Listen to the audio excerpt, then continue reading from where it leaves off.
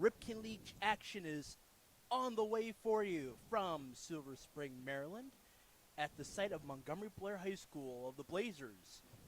It's the Cropdusters sitting at an 11-6 record. They take on the Thunderbolts, their rivals in the north, and we're glad to have you with us. Ali here with Peyton Yaus. This team has been playing for nearly 2 weeks, and they're about to have the day off Monday. Yeah, it's been a grind to say the least. Not only have they played for 11 days straight, they've played pretty much consecutive road games, save for Friday, pretty much the better part of a week. So it's just been nonstop travel. Really haven't gotten to see too many home fans. So it's been a rough stretch. But the Cropdusters during this stretch have played without a doubt their best baseball this season. They're in first place in the North Division, so I'm really excited for what's to come. We're excited what's to come for them. But another thing to keep in mind, this will be the second out of 3 days the teams have met that is in front of you, Thunderbolts as well as Cropdusters. That was a thrilling contest on Friday. It was a 4-3 Cropdusters lead heading into the bottom of the eighth. And how about the guy who's leading off today, Dylan Melton? He came through with a big pinch hit RBI single that scored Zakai Hawkins, gave the Cropdusters a 5-3 lead. Bullpen finished it out. An awesome way to kick off the weekend on Friday. Great to have him back on the roster. He will lead things off against Will Heiss from Damascus, Maryland. 3 2/3 innings pitch against the Aces. He is able to strike out 5 batters in 13 of the batters he's faced, and that 20-0 win was his first appearance on the summer. So we'll see how he does against the new Florida Atlantic Owl. And he pushes through a strike, and we're underway.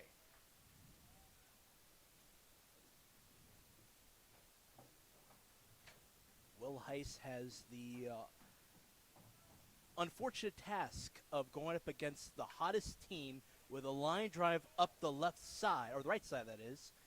And it is a team that has 15 home runs, the most explosive part of baseball. They have the best scenario for them. A line drive right side for Melton to bring up Booma. And you bring up those home runs. Cropdusters really found a new identity in that long ball. Didn't really start to factor into their game plan, I'd say, until around Monday or Tuesday against the Senators and Aces. You know, Springmeyer went deep on Tuesday, Booma the day before. So I think things have kind of shifted. Cropdusters played a lot of small ball those first few weeks, but they've definitely started to become more reliant on the long ball as of late.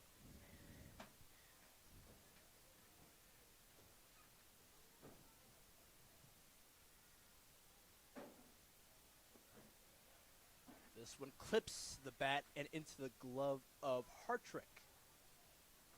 And it is a 1-1 count.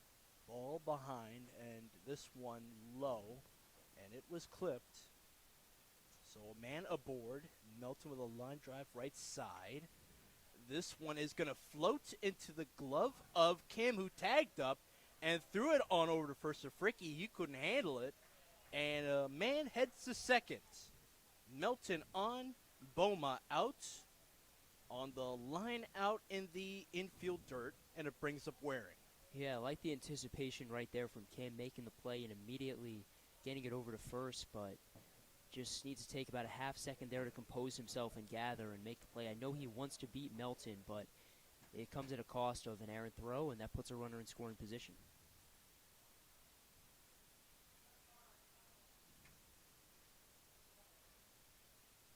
Max Waring, a product of Charlotte, North Carolina, puts this one up in the air to left center field. Over at the track, backing up there is Pegues. Out number 2, Hawkins up. Melton still at second. He does not tag up. Waring has been swinging the bat so well. Crazy to think he hasn't even been with the team for a week. Had his first long ball yesterday, a 2-run shot against the Senators. So his bat really starting to heat up in what's not even his first full week.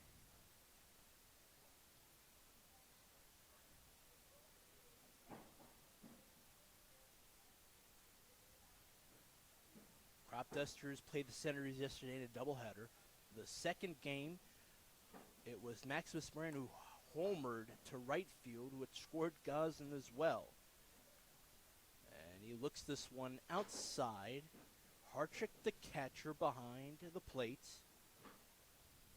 Hayes is pitching, the right-hander from Stevenson University. 1-1 is the count. Hawkins looked like he was good to go here. Hayes takes a good look at the base runner in Melton and pumps through a strike against Hawkins, the New Mexico Lobo. Infielders for the Thunderbolts from left to right: Sam Camacho, Jonathan Acosta, Matthew Kim, who had the lineout against Buma, and Connor Fricky, who was not able to get the out at first, and this one lifted foul. Melton had a single line drive right side and then moved to second on a throwing error from Kim.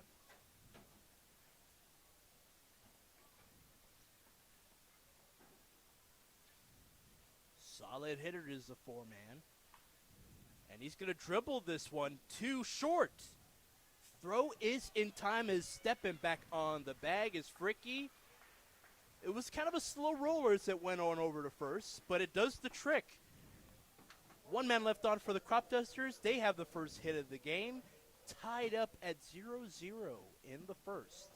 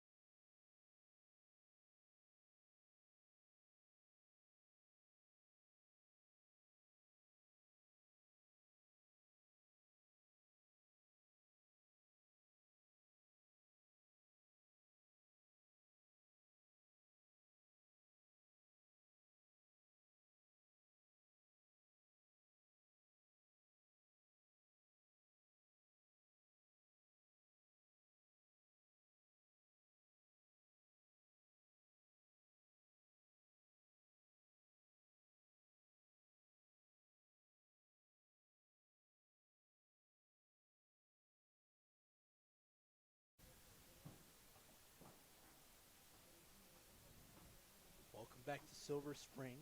Cropdusters and the Thunderbolts. Curveball thrown there by the left-hander Ross Lindsay will start things off. Central Louisiana native via Alabama against the one-man in Acosta. This one a bit low that time. He's working with the breaking balls early as Ross Lindsay. Going against Thunderbolts team who was able to get 2 extra extra runs late stages of the Friday contest. And what Adam Leader was just saying to me, hey, we gave up some errors there. This one drops in front of Boma in foul territory. And it was just a matter of how to improve from there. Yeah, errors are those self-inflicted wounds, so those are the ones that are easiest to fix, thankfully. But even when you make them, you can't just help but kick yourself, really, in those situations.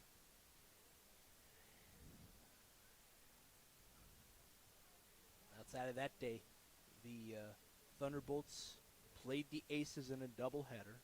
They won on a surprising 18-8 margin in the first game, and then lost by 2 runs in the second contest. So this is a team that would like to work the bases early. Acosta up there, third in terms of stolen bases on the summer with 11, if he can get on. He's working the count full, and it's just a matter of time if either is an out for Lindsay, who can deal it, or a walk, which will allow Acosta, the one man, to attack the base paths. It's a line drive to Hawkins. He gloves it on the hop. And just out the reach of Kriefel, a rainbow slightly airmailed it, and a man is aboard.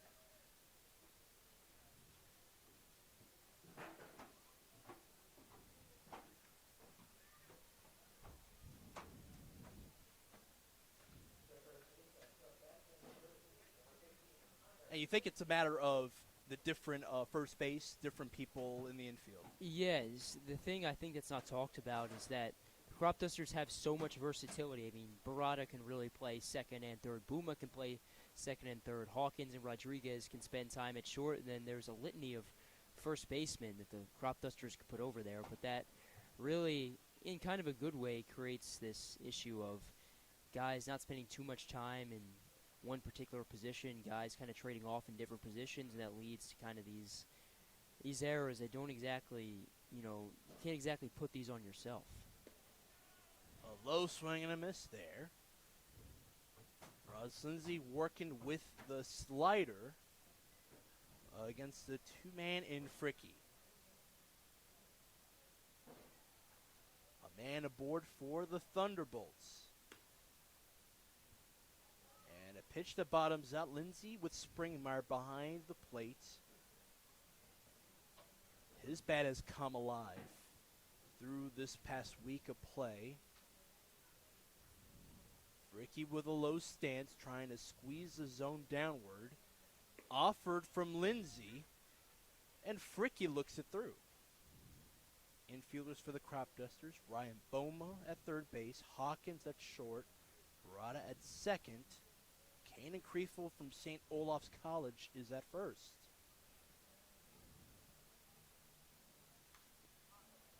Lifted behind.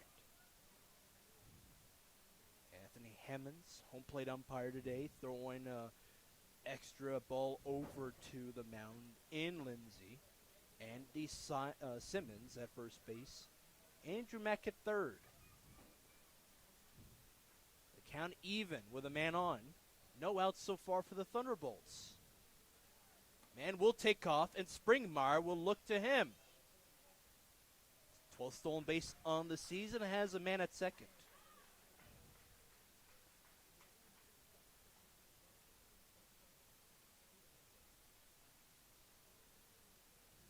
Mack and Simmons had a good look at it. It was Simmons, the first base umpire, who ran along with the base runner and made the call.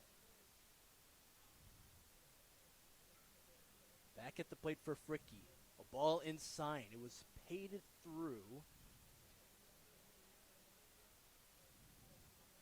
Lindsay with a southpaw hand. It's into the glove of Springmeyer off of the bat of Fricky, and a strike. Yeah, that's Lindsay's specialty right there. 8 strikeouts on the season coming into today's contest. Great swing and miss stuff. So, first strikeout of hopefully many this evening. And it Gabriel Pegues, who had the flyout to retire wearing, has been up to bat against the Cropdusters all 3 games that these two teams have faced. This is the 4th one. Check swing, he went around it, it's a strike. Lindsay delivers the fastball upstairs. With a good look at second in Acosta. It unravels foul. Pegues in it now with an 0-2 count. 1 out so far and a man on.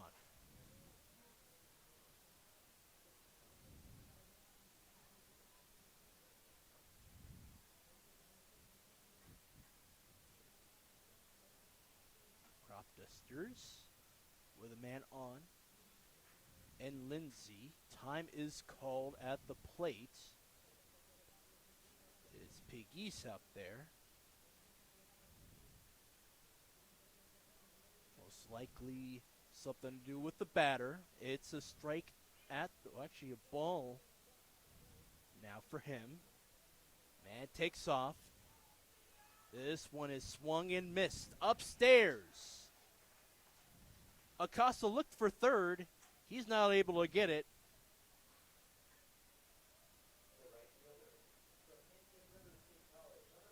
And Baker up.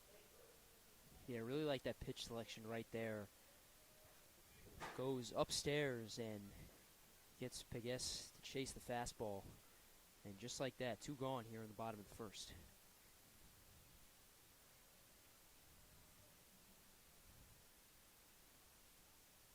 Newest member of the batting lineup for the Thunderbolts. He will be patient at the plate. Sort of a different way of Pegues after he got struck out. Second strikeout of the day for Lindsay. Second straight as well. And this batter, the 4-man, is ahead. It elevates upstairs on the fastball. It's Lindsay from Central Louisiana.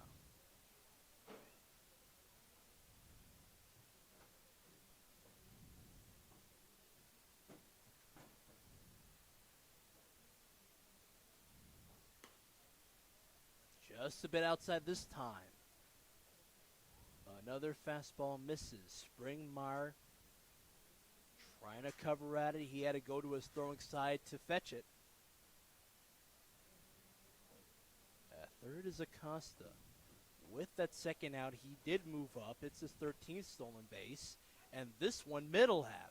Lindsay on a third fastball will work it through. A 3-1 count.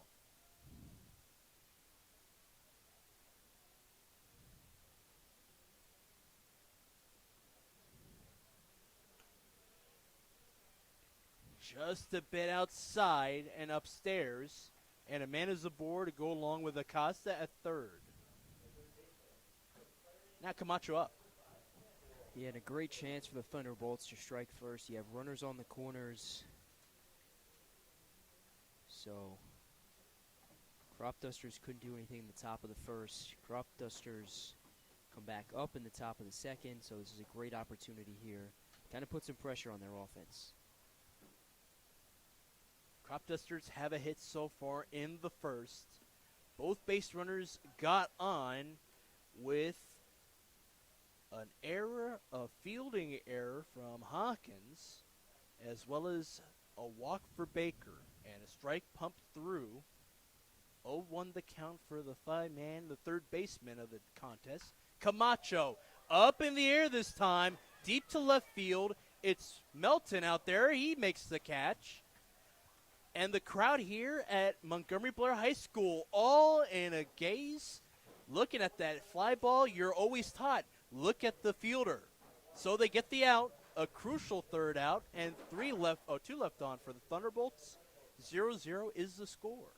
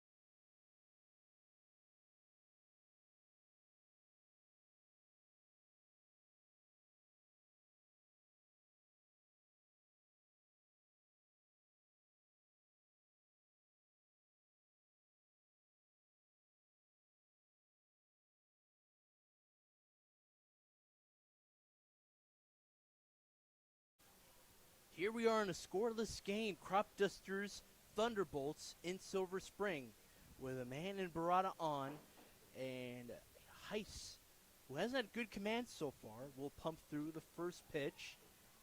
This one tagging the outer corner. Even though you have an error in this game as well as a walk, it's go time. Yeah, the Cropdusters got very fortunate. I mean, they were just really a few feet away from disaster, so they got very fortunate in the bottom of the first. Time for them to strike and make a statement on the road. And with that, another 2-pitch out. Barada, who tagged it in fair territory, he got cut off there by the pitcher in Heiss, and he threw it on over to first. 1-3 put out, springs up Duncan.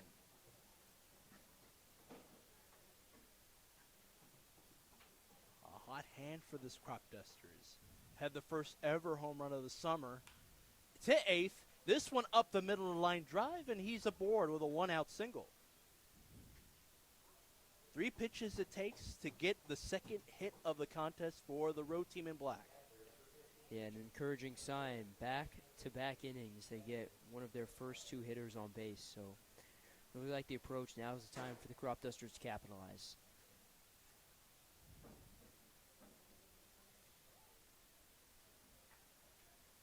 A hot hand in Duncan springs up an even hotter hand in Springmeyer.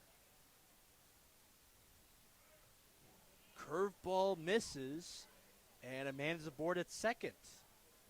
Great play from Duncan. He slides through the bag, and Springmeyer ahead of the count. That'll be the 4th pitch from Heiss's hand to the plate. 3 batters face in that order. 2 out for Barada, and 1 for Duncan as he's second. And Springmeyer looks it through lower corner. 1-1 the count, 1 out.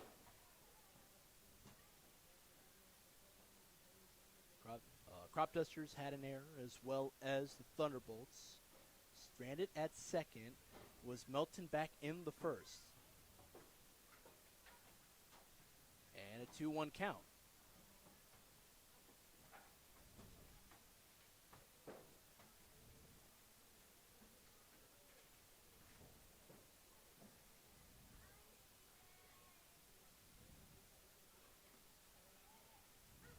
Great breaking ball there from Heiss.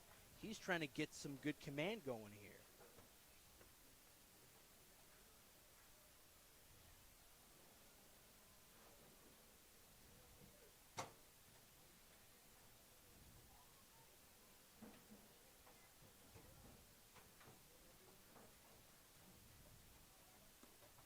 Fastball upstairs. What's the call? Simon's the first base umpire. Right near the grass and towards second. Wave safe, and it's a full count. But the question is, Peyton, do you go for it? I don't think so. There you go. There's your instinct, Peyton. A man's aboard. Knowing Springmeyer, I mean, he's got such a hot bat, but he's also so patient at the plate. He's one of the most mature, well-rounded players on this team. It's just hard for him, at least from my point of view, to see him going after a full count pitch. 2 men on. Duncan at second, and at first it's Springmeyer. He'll give way to a new base runner here.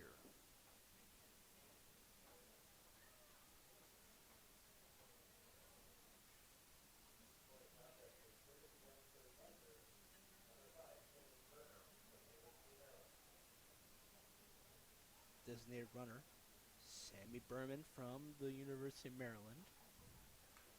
And this one lifted for Kanan Kriefel on the first offering. And Hartrick could not glove it. It's an infield pop out. And 2 outs so far.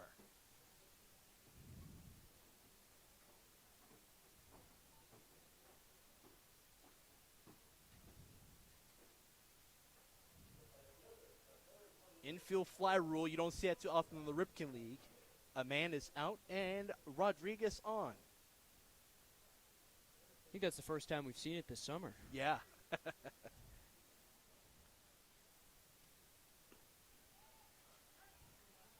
And Rodriguez looks to a strike upstairs. Heist with a good command. Does not have a strikeout. Has allowed 2 hits and a walk to go along with a throwing error from Kim in the first. Lollipops the pitch in front of Rodriguez. It blows by him. And an 0-2 count at the plate.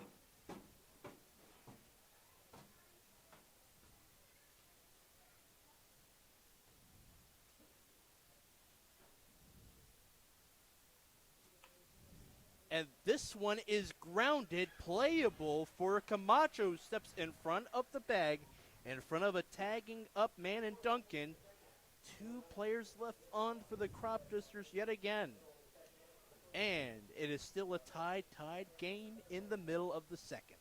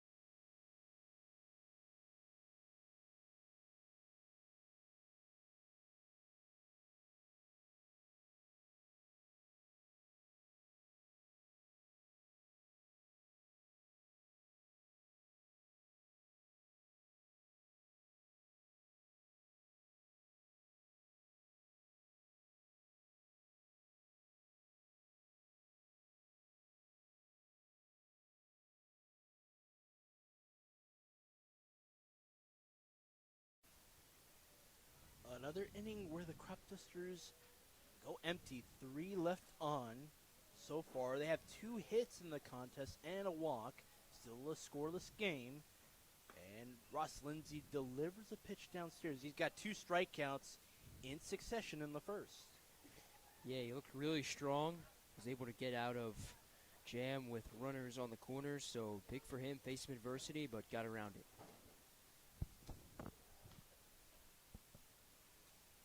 Pitch down low that time. It's a 3-0 count. First batter faced in the second. Ross Lindsay trying to will his way back into it. A fastball. Misses once more. 4-pitch walk on the leadoff and a free pass. And Kim again, who has opportunities as pitcher against the Cropdusters. He had 2 innings of relief in the 25-1 loss for the T-Bolts in their first game of the summer. Is up to bat. He's the 7th man in this order. Leadoff walk and a pitch downstairs into the plate.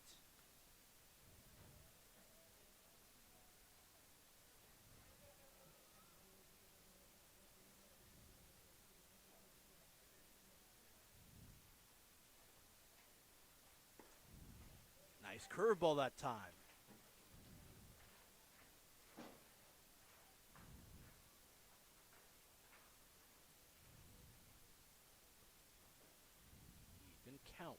ball, one strike. A look the way of first and the pitch. Hawkins is going to have it. And the turn, it's low for Kriefel. They do get it. 6-4-3, putting out Kim as well as King. Thank God I didn't have a tongue twister there. There's 2 outs. Yeah, how about Hawkins making up for his previous mistake? That one, a hard hit ground ball, but he scoops it and turns 2. Got some help from Barada, but beautiful job right there from Hawkins to kick the whole thing off, and just like that, Cropdusters an out away from getting out of the inning. Now to the catcher. Just in front of his counterpart, Springmeyer. He sends this foul behind the netting. Now, there's something you like to see from Lindsay. He's ahead of the count. No ball, 1 strike after the foul ball. Up in the air to right field, that is. And in front of the base runner, it's off the wall. Duncan looked through it. It's a stand-up double. Hard trick aboard. And the first hit of the day for the T-Bolts.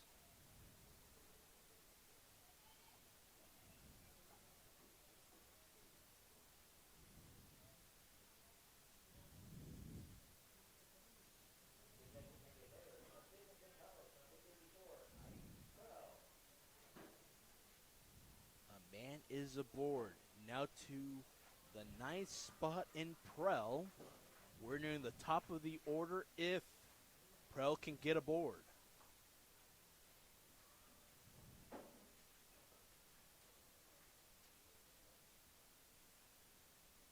Hawkins tagging up, and now he heads back behind the base runner. And a pitch downstairs and inside. Lindsay trying to paint a breaking ball against Prell. And once more a hard trick. Backs away from Hawkins, the shortstop. Springmeyer with a long angle over to ball number 2. And a man is at third.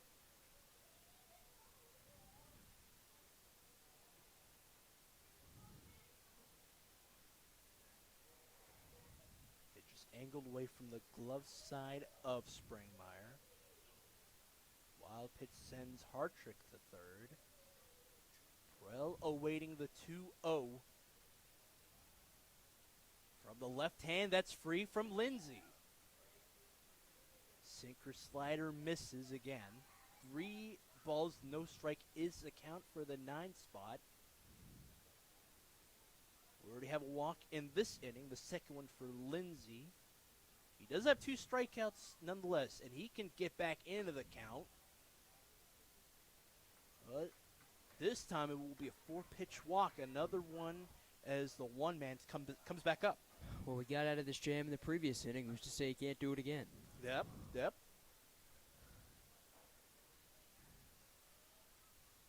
Springmeyer with a little bit of a walk. He'll have it over to the mound.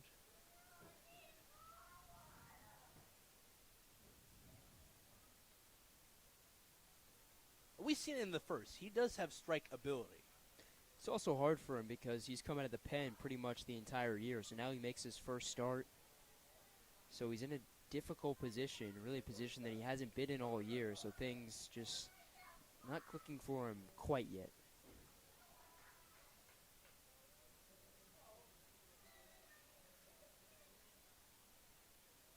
A man at third for the Thunderbolts and Hartrick. He had a stand-up 2-out double after the double play, which were tried King and Kim. Prell is aboard at first with a 4-pitch walk, similar to King, who was tagging up to second on the hard ground ball from Kim.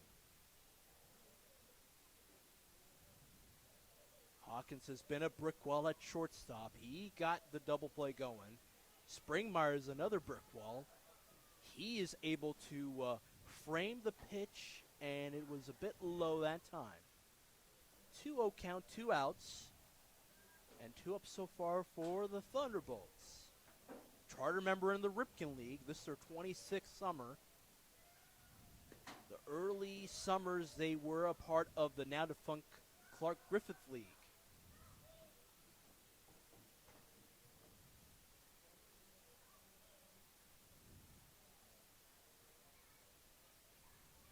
Strike for Lindsay. He's able to bounce his way back into it.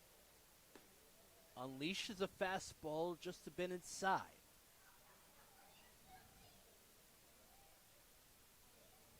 Patiently waiting is a Fricky now. Acosta up.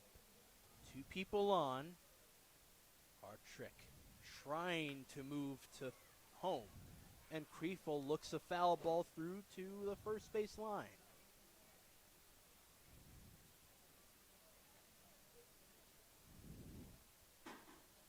Slow jog for Hartrick back to third. Prell angles back to first. He's willing the batter on.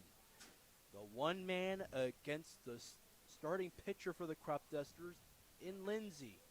3-2 the count after the foul ball near the line. Upstairs and a 6-pitch walk. Second consecutive. And Fricky back up.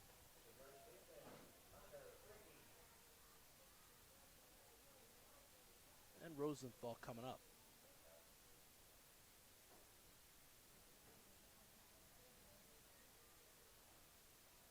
The Glen Elga High School skipper. First year as the pitching coach for the Cropdusters, having a quick word.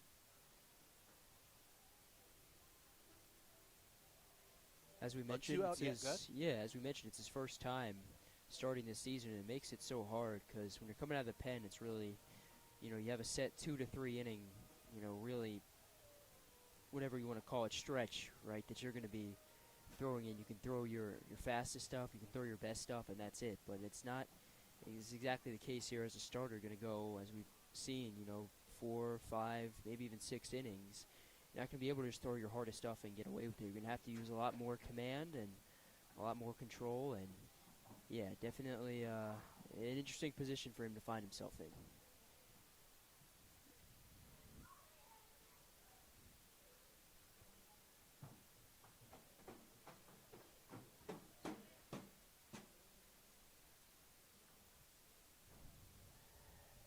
Three base runners on for the Thunderbolts. And Lindsay this time pumps through, and an offer for Fricky.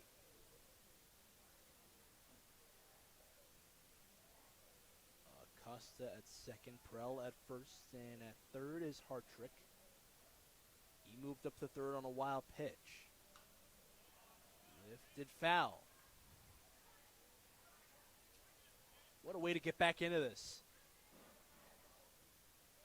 Called strike as well as a foul ball that time, huh, Peyton? Yeah.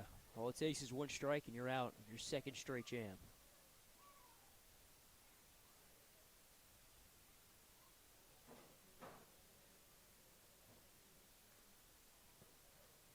This one does make contact with the barrel and back behind.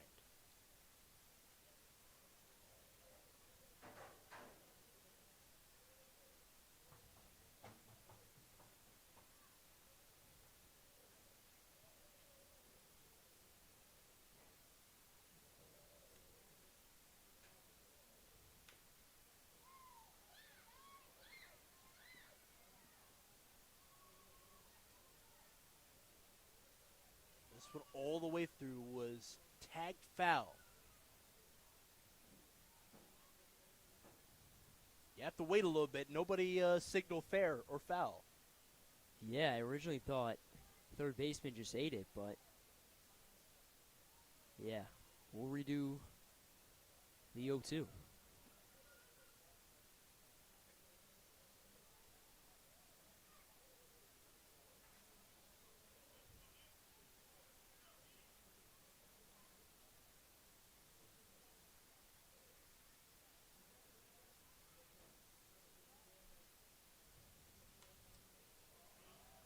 One more time. Spring-Meyer as well as Krefel looking foul.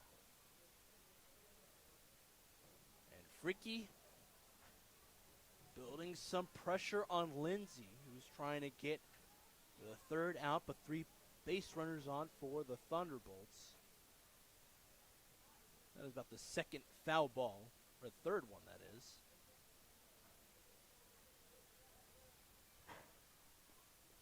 Down low this time. Both teams do not have a run so far. Cropdusters left 3 base runners on through 2. This is bottom of the third. 2 out so far and 3 people on. The home team trying to bring one home.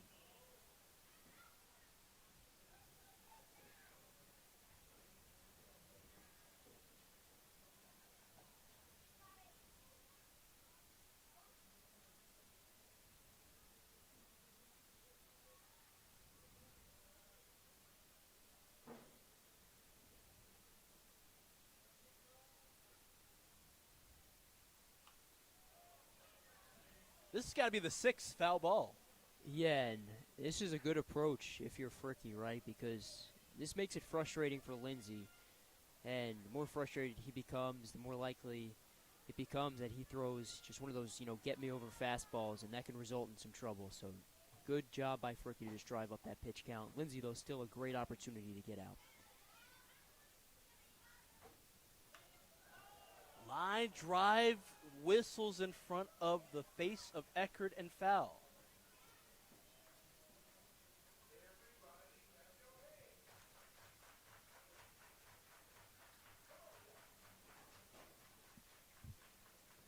Good crowd here for a Saturday night. And the first day of summer. Summer solstice is upon us. This is going to be the longest daylight time of the year. So the sun is not setting just yet. Up in the air this time to left field. It's playable, and at the warning track, it's Melton who breaks the hearts of the T-Bolt crowd. They wanted Grand Slam yet again, but the Cropdusters keep this one scoreless through 2.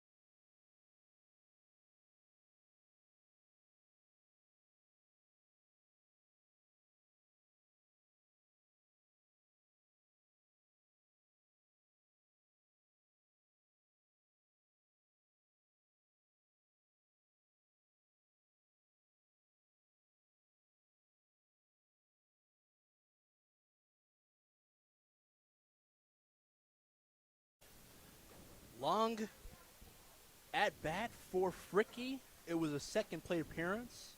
He's retired on a fly out to left, and it's the third inning. Top of the order for the Cropdusters. Melton, the Heartbreaker, is up and unleashes a ground ball up the middle. Third inning where they start off with a hit. That's a perfect way to describe Dylan Melton's game so far. 2 leadoff singles for him, but also 2 back-breaking catches made out in left field on the warning track. So, yeah, I think he's enemy number 1 here in Silver Spring. But the problem is 3 left on. How do you get back from that? Yeah, that's really been the, I'd say, the reoccurring theme for a lot of these teams throughout the Ripken League campaign. Runners in scoring position. Players get on base, but they just can't find ways to get them home. Ryan Boma is up this time. It's his second plate appearance in the day with 1 out so far, or 1 up so far. And they look the way of the base runner Melton.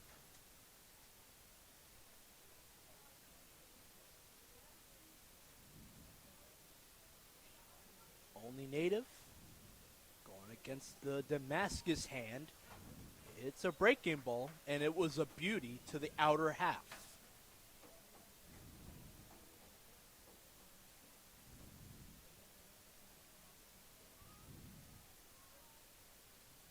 Max Waring on deck, mimicking the plate of Boma. He looks it downstairs. 1-2 the count.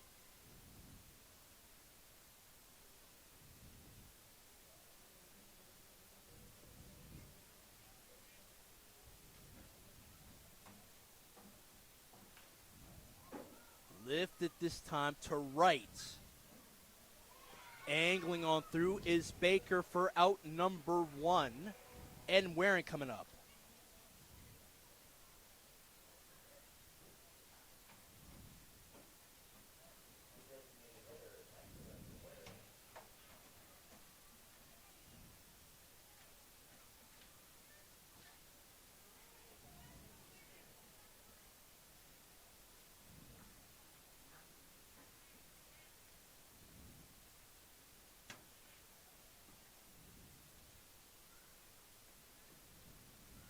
Runner does take off, and Melton, the newest Owl, is safe at first, or second, that is. The last time he had a knock, it was a throwing error from Kim, but he's safe with a stolen base. Yeah, that's why you have him hitting that leadoff spot. Not only can he get on base, but he can move in between the base pads when he gets on base. It's kind of twofold. Yeah, can you get on base, but can you move well in between the base pads? Melton checks both boxes as a leadoff guy. And Max Waring with a look. Strike 2 is the call at the plate.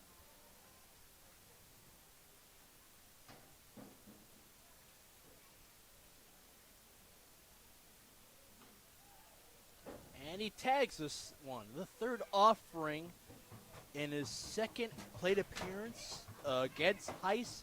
His third game appearance so far in the summer. Dylan Melton angling away from the shortstop in Acosta. He has a good look at the pitch, and Waring fights it off.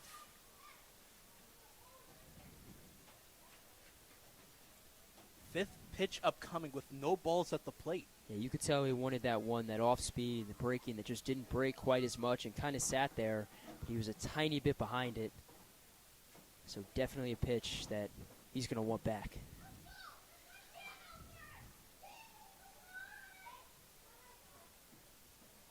Two quick jumps, and this one in field and playable for Heiss to throw to first.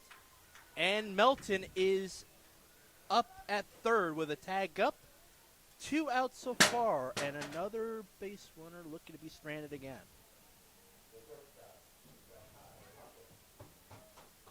That is Sakai Hawkins. Crucial batter in this third inning. Great infielder. Has A great bat as well. Can go double. He looks at a breaking ball angled outside of the zone nonetheless. Crazy to think that the last time we were at this field, he wasn't even on the team yet. Yes. One of the later additions, but man, crazy. And great to have him too. Hawkins from the Crooks, New Mexico. Painted inner half. It's a strike and a fastball.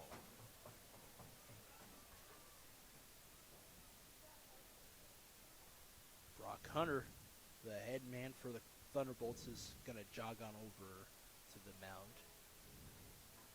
But ice with good command, though. That's something that should bode well for the pitching staff. Yeah, and this is a position that we really want to get out of, right? It's still a 0-0 game. You don't want the road team to be the first team to draw blood. So, very crucial at bat here against a guy in Hawkins who's very dangerous. But think of it this way. It could be that they're worried about the pitch count, too. Yeah, and that's really the hardest part of the Ripken League, right? You're playing 40 games. That's 6 days a week you're playing baseball.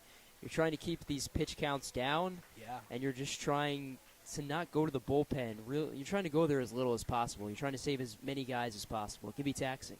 With that look, Heiss is out. We'll step aside.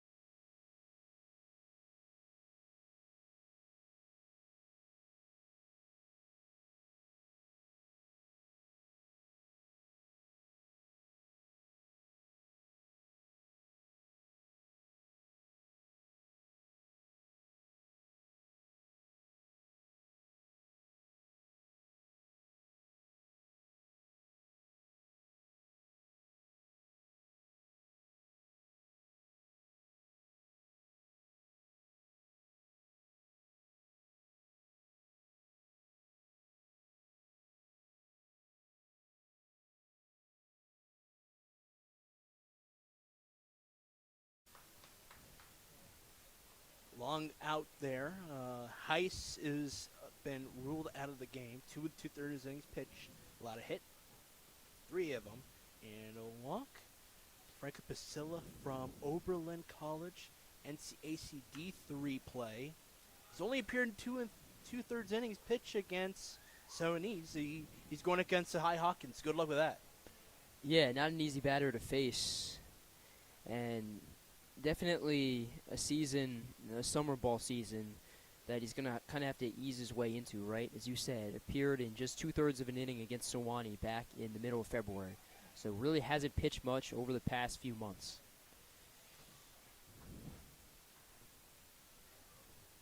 Sakai Hawkins already down on the count after a foul ball off into the plate. No base runner or 1 base runner on for the Cropdusters. At third is Melton. He did tag up on the Waring putout. Fastball misses upstairs. And Sakai Hawkins has an even count at the plate.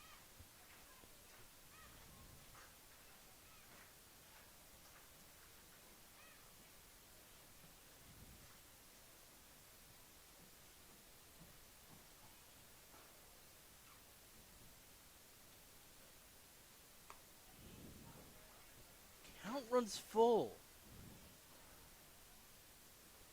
Pistella misses fastball outside. And it got the catcher and Harkrick to move up a bit. Move to the right side of the plate. And here's the 3-2. Playable this time in the outfield grass. To right. And the out. Third out again. And another left on for the Cropdusters. Melton had the second hit of the contest. 3 so far for them. We'll step aside, middle of the third in a scoreless game.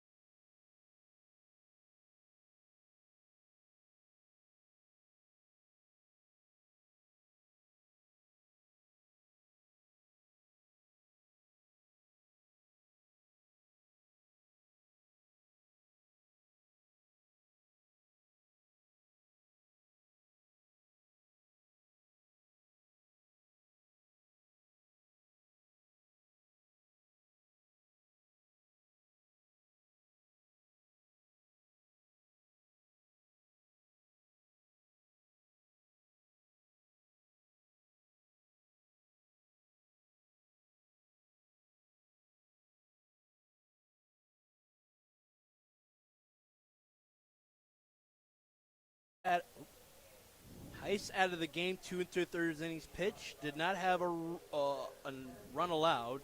Had a walk allowed. And also for the Cropdusters, Ross Lindsay out of the game. Insert Ben Rogers. A reliable hand from the PSAC conference and from Westchester in particular. Fastball misses. I would have to think that if Lindsay hadn't battled with Fricky like he did in that previous at-bat, we'd see him out here in this third inning. But I mean, that at-bat, so taxing, really took a toll on him, I think. And I think that's why we see Rogers out there on the mound. To left center field on a fly ball. 3 people tagging up, and Melton has it in his glove as he stumbled in front of Rodriguez. Him as well as Hawkins. The 3 of them tagging up. And it's an out nonetheless for Pegas and Baker up.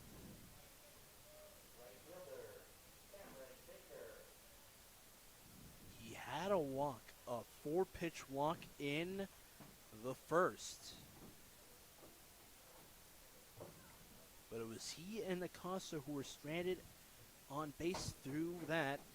It was 2 strikeouts from Lindsay against Fricky and Pegas that was able to have him stay put at first and was left on base nonetheless. Fastball, lower half, and it's an 0-1 count this time for the 4-man and Baker. Nobody on for the Thunderbolts. Bottom of the third, lifted up in the air to left. Easy out, no! Into the glove and out of it in Melton, and a man's aboard. Routine out as he was backpedaling, but it didn't stick. Yeah, I mean, you could say that's a catch that he's supposed to make, but that's not easy at all, right? Sun's in his face. He has to backtrack and try and make the play while moving. So that's a ball that maybe you catch more times than not, but still a difficult play at that.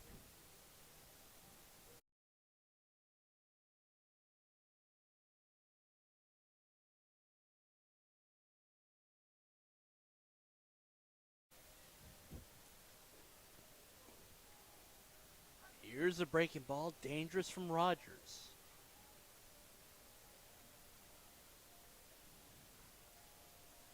He's up there with Sam Camacho. 1 out so far. This is the third batter he's facing. In relief of Lindsay, who's got 2. Fouled off to the plate and to the side.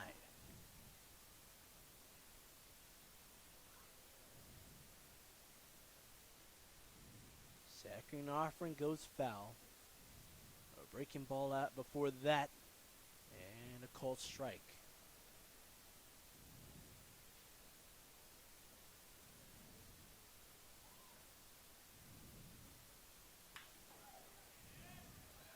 To second and Hawkins, the throw back to first. Another double play. Initiated that time from Barada, and Hawkins stepped onto the bag with smooth and ease. We'll step aside. Still a scoreless game. Thunderbolts and Cropdusters, they always play themselves hard.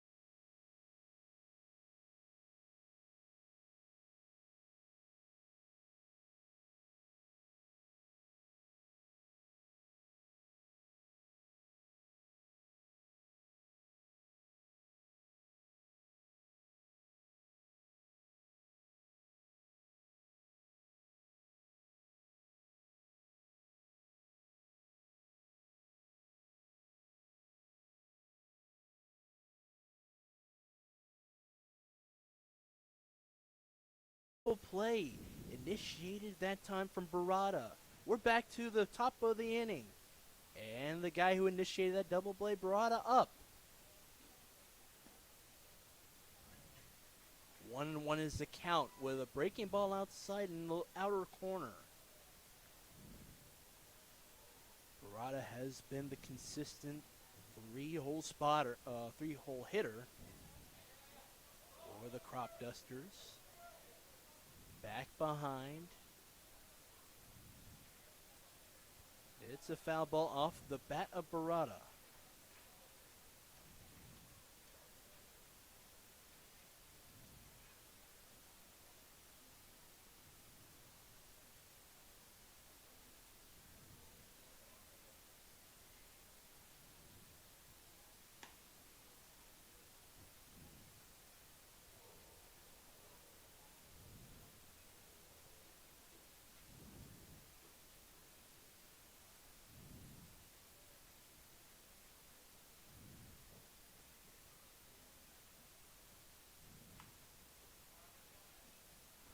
Weak ground ball foul.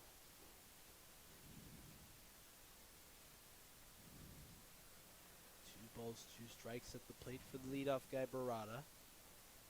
Duncan waiting in the wings. He's got a hit so far in the game. A single, that was a ground ball up the middle. Pistella in relief of Heiss. Ropes through. A pitch upstairs. It was a breaking ball, that is.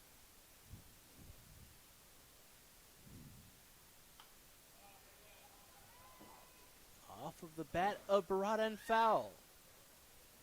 The ensuing pitch, fastball outer corner. And Barada went around it. And a full count at the plate. Inner corner this time, and a man's aboard.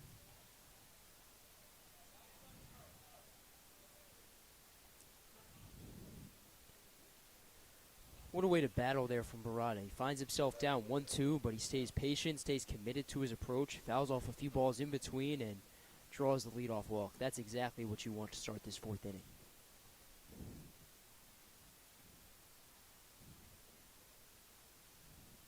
Pistella the look to first. He unleashes a fastball that just paints outside of the zone.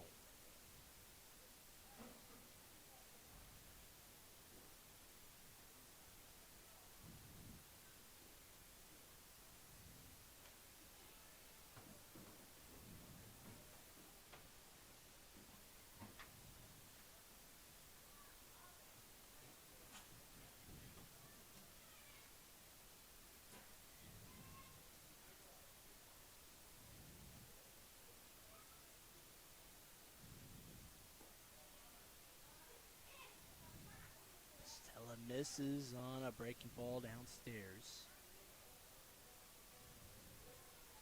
The Montgomery County product, Georgetown Prep alum, and Duke Blue Devil, and Duncan sends this one up the left side. He unleashes a ground ball, and it sticks. And a man is aboard once more for the Cropdusters. Two base runners on, and Springmeyer up. Yeah, how about the days Duncan has had? Melton, yeah, he has two singles, but Duncan with two singles of his own. They've been two balls grounded through the infield, but he's hit them so hard that they've snuck through the infielders, so a very good game for him.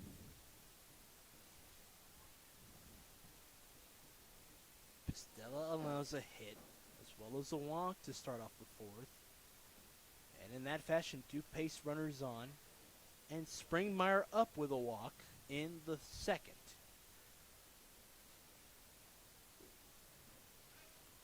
Was stranded at first after an infield fly rule that retired Kriefel. And Rodriguez put this one playable and a retire at there. Springmeyer is going to stay safe at first, rounding second. And from second to home is Barada. The Cropdusters have their first run of the day.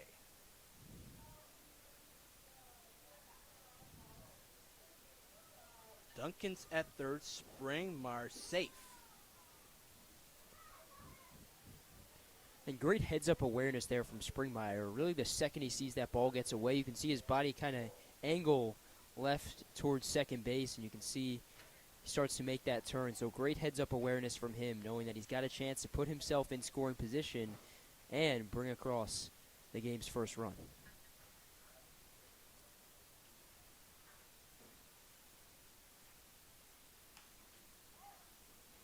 Kreefel sends this one to the air to right field line. That one drops down, and Kreefel stays put at first. Scoring from third is Duncan. Another run comes across on two offerings from Pistella. And a man at third and Springmeyer. They're cycling through the bases early and often. Yeah, it hasn't been pretty, but if you're the Cropdusters, you'll take it, especially in a scoreless contest. I mean, you score off of an error, and then you score off of a bloop single into shallow right. Not the prettiest things in the world, but when you're on the road, you need to take advantage of those opportunities, and Cropdusters do exactly that. Another hit for Rodriguez. This one is lined into the outfield grass to the left side. And Berman, who was base running for Springmeyer, is safe at home.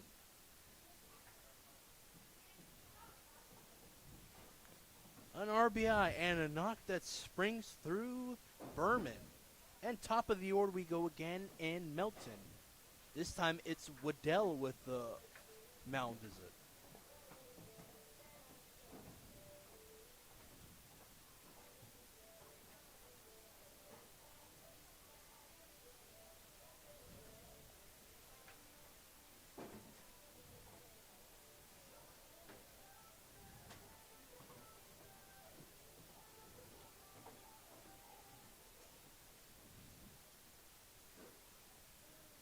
After that walk, just a bit of a shaky outing so far for Pistella. And it's starting to bring back bad memories for the Thunderbolts. If you remember the first time the Cropdusters and Thunderbolts played here 17 days ago, this fourth inning was where the Cropdusters went really, I don't even know what to call it. I mean, they put up 14 runs in this inning, so definitely if you're the Thunderbolts, kind of having some bad memories about this inning. Cropdusters, in the last time they were here, fake bunt swing away, strike one for Melton. It was a grand slam that broke the game for the Cropdusters. It was Cade Walter to left field. And Barada had testing the fire truck over there. Yeah, and Barada had a 3-run home run of his own. It was really the only game in that first week and a half stretch where the Cropdusters really relied heavily on the long ball. Bunt is going to be fouled into the plate. Melton has two base runners on, and Rodriguez at first and Kreefel at second. A drive to right field for Kreefel had a score for Duncan, and Rodriguez plates through another base runner in Sammy Berman. Designated runner today for Springmeyer. Up the left side, they're tagging that one early and often, and leaders showing green for Kreefel. He sands through, and the fourth run is through for the Cropdusters. Melton aboard.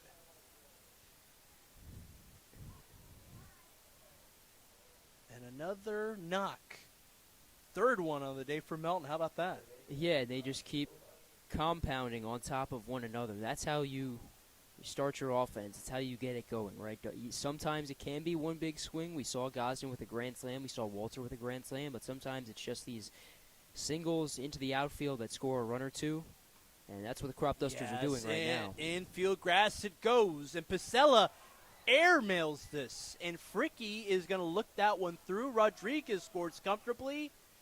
And from first all the way there, Melton scores as well.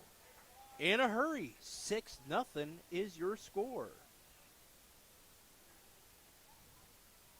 All base runners who have been on, and Boma is the one at third for the time being. They've all scored. And right now you're seeing the speed of the Cropdusters put on full display because when they're running to first, you can see the urgency from these Thunderbolts infielders, and that's resulting in these errors because they know how fast the Cropdusters are and how there's a good chance they beat out the throw, so they're trying to gather it and scoop it as fast as possible, but it's resulted in some errant throws. 2 high hops for Waring to Acosta.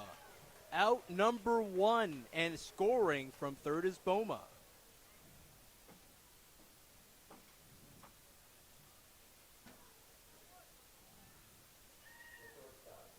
Natasakai Hawkins has not been on base yet.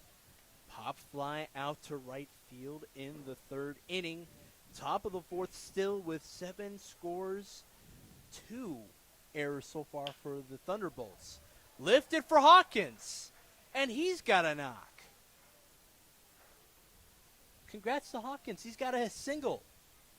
Yeah, and once again, those singles just piling on top of one another. They've really mimicked each other. Just hard hit balls right past third base. Nothing too crazy, just routine baseball, but they just continue to pile on top of one another. You get runners in between the base pads, sometimes multiple, and then the runs just come out of nowhere. And how about this? Barada's back up. The 5-man who has a walk as well as a run in this top of the frame. Lifts his foul. And this time he's got confidence. He's going to go after early and often. Yeah, he's like, I don't think I expected myself to be back here, but here I am.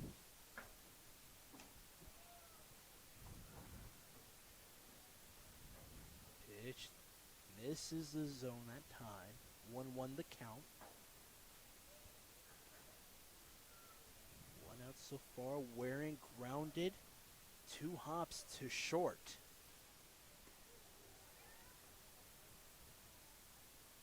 Barada protects the moneymaker, and he's ahead of the count.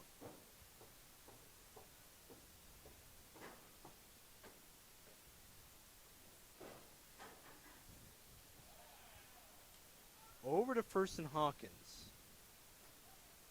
A guy he's a guy who can steal some bases if he plans to do that. Yeah, he's already got a sizable lead over at first every time pitcher gets set, and yeah, speak of the now devil. he goes. What a throw from Hartrick hits the mound before it even gets to second. Hawkins at second now with a stolen base. But at the plate, a 3-1 count, hitters count for Barada, the Jacksonville Dolphin. Collier County native. Hawkins moves to third. And a 5-pitch walk. Runners in the corners. And Duncan yet again up.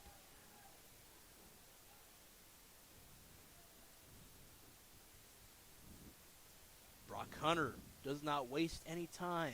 Pistella from Oberlin College, his day's done. Long walk for Hunter. He has the baseball, and he'll step aside. Pistella out of the game. He's allowed 7 runs.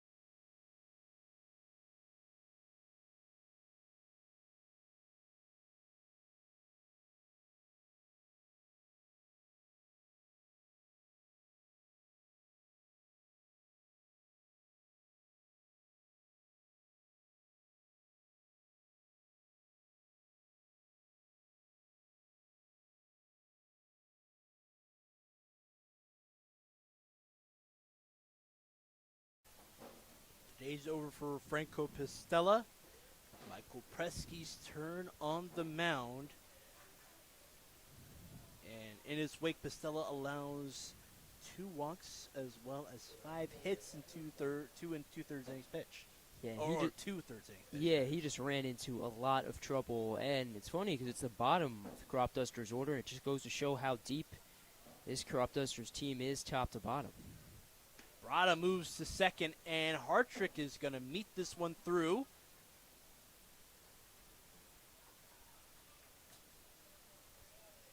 Nonetheless, Brada is safe. Stolen base sliding through to second. And Hawkins at third as well.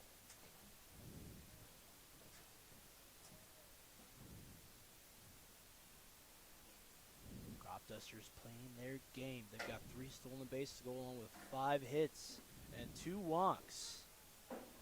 Duncan looks it through. This is strike 2 after a breaking ball that misses what Duncan offered at the first offering. This will be the third one. Duncan in it now with Presky, the fresh hand. Thunderbolts trying to get out of this inning. They have only 1 out so far. Ground to short. Hawkins will move from third to home, standing through. 8-0 is the score. And at third now is Barada.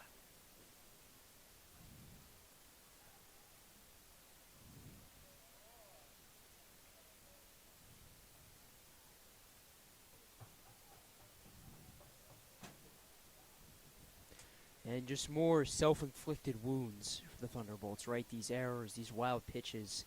Yeah, you got to give the Cropdusters their flowers. They put so many balls in play into the outfield, but Thunderbolts they definitely could have avoided a few of these runs without these errors and wild pitches.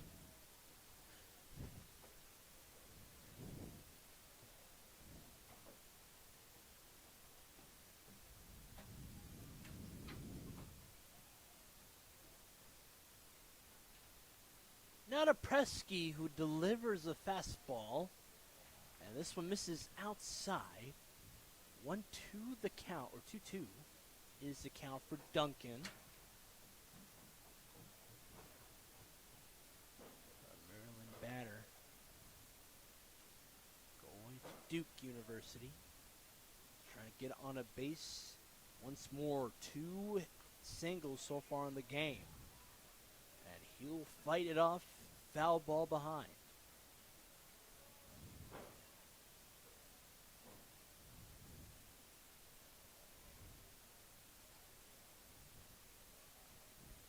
This will be the 6th pitch on the way. Presky in relief of Pistella through 2/3 innings pitched. He's got a man on at third in Barada and delivers. This one has to be angled through from Camacho across the diamond. It's an out, the 2nd out, but nonetheless, Barada comes through for the 9th run of the game.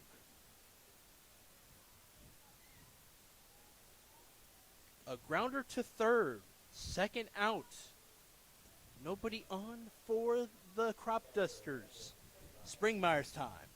Yeah, crazy that you say nobody's on. I feel like it's been an eternity since that's happened, but yeah, Springmeier, good chance to continue the inning, especially with the week that he's had. And an offer at it, and it is foul. Right side it goes. It was a moonshot out right near the dugout over there for the Thunderbolts. It's interesting, right? Even though it's a Sunday afternoon, Sunday night, we were seeing it. There was a soccer match going on. I walked in here, I was like, am I at the right place? And then I made my way over the baseball field. I was like, okay. Then I forget, it's a weekend. Yeah.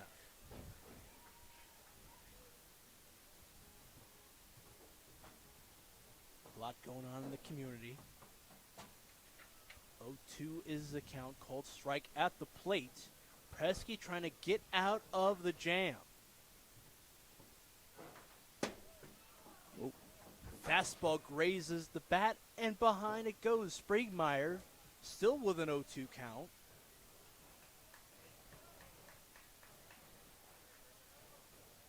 And the Thunderbolts, faithful, Handling Presky. He can sling it. He's going against the hot hand in Springmeyer. Confidence stance at the bag. He misses at a pitch downstairs. Presky out of it. It's the first strikeout for either of these Thunderbolts pitchers. We'll step aside with the Thunderbolts taking a commanding 9-0 lead in the fourth.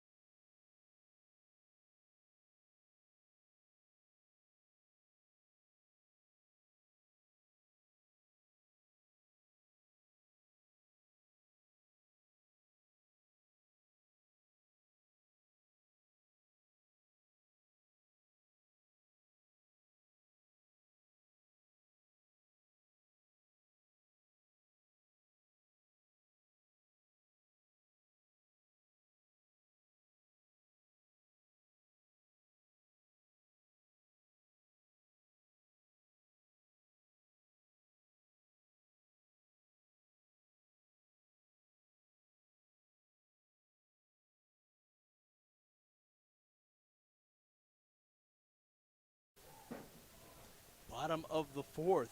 It's been a while, but up on the mound, I have to correct myself. Ben Jones, number 33, from Westchester.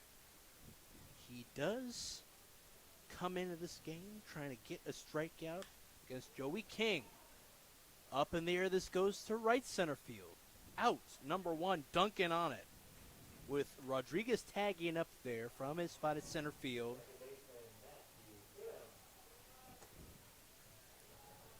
They come from a D2 school that's, that whole PSAC conference, they could be a mid-major, just the way they play. Yeah, it's really nice because the thing about summer ball is you're going to have guys from D1, D2, D3 schools, community colleges. You get a whole, bunch of guys that come from all different walks of life, all different parts of the country. It's a beautiful thing to see when they all come together and just rally around a common goal. Ben Jones has strikeability. He is able to pump through a breaking ball outside. Going up against Kim.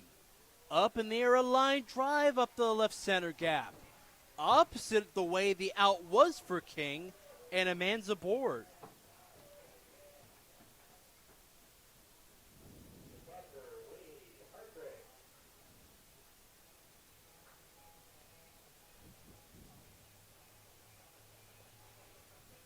Kim is on. Left center field side on a line drive. Hartrick up. He's got a double, a stand-up 2-out double in the second. Stranded on base at third as he moved up on a wild pitch. Ben Jones trying to sink a fastball in the zone against the 8 spot in Hartrick. A man on in Kim. Springmeyer giving chase as well as Creeful. Angling it's Creeful. He's got it in the outfield grass. 2 outs so far for the Thunderbolts.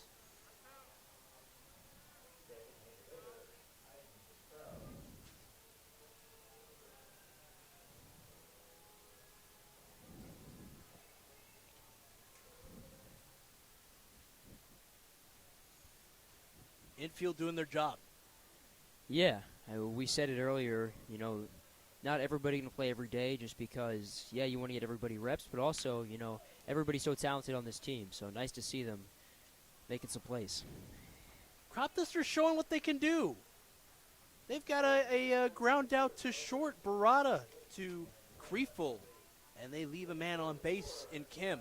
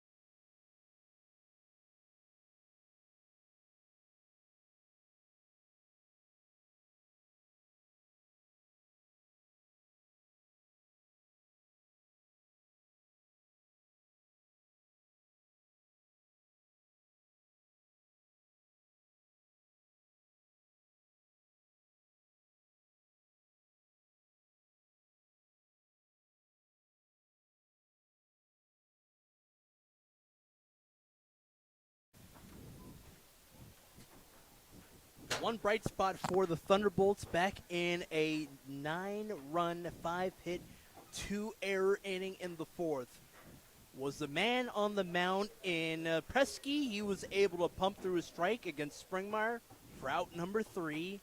He's up there still. Creeful will start things off for the Cropdusters. He's the 8th spot.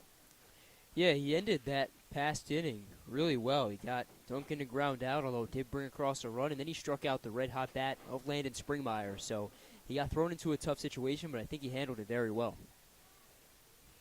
And he pumps through a strike. And when they were coming back from the middle inning there, when they were working himself through with Hartrick, the throws, he's been pumping up some fastballs, not a lot of breaking balls. So we'll see how he does here. He's already able to pump through one. Creeful on there now. Standing upright. Pitch just out of the glove. Ball 1 is called.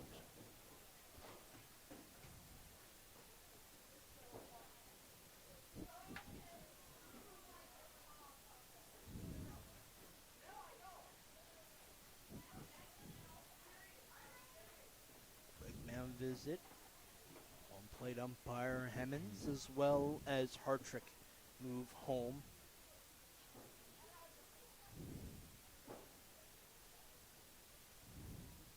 the outside looking in, you could either take two assessments of that.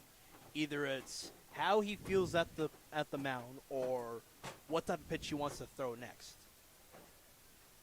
Yeah, because this is the bottom of the order that really ate up the previous arm. Kriefel with an RBI single, Rodriguez with an RBI single, back to the top of the order, and Melton, he had an RBI single. So this is a very important time if you're the Thunderbolts pitching staff. Kriefel this time up the middle, freezes Kim. He had to angle through, and he's got a second knock of the day. Kriefel, St. Olaf College batter.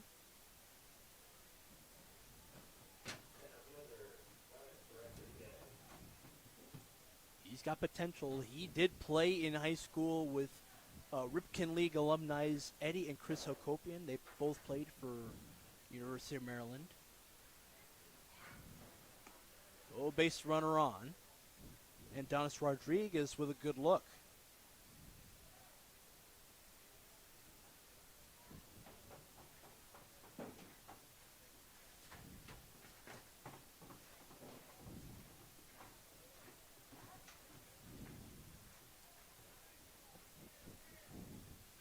One and one the count for Donis Rodriguez. Fastball, middle half.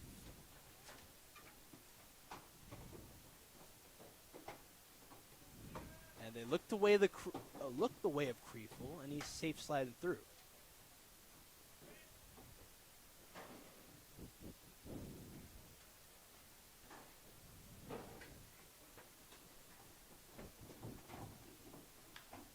Rodriguez puts this one into air to shallow right center. Out number 2, or 1 that is. It's the second baseman Kim who was able to glove it to retire Rodriguez. Top of the order for the 4th time. Melton up.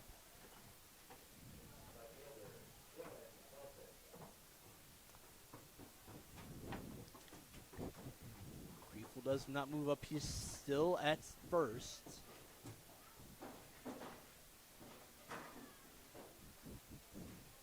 An RBI to go with 3 hits on the day, all of them singles for the one man. Kriefel moves up to second. And no throw from Hartrick. He wasn't able to glove it.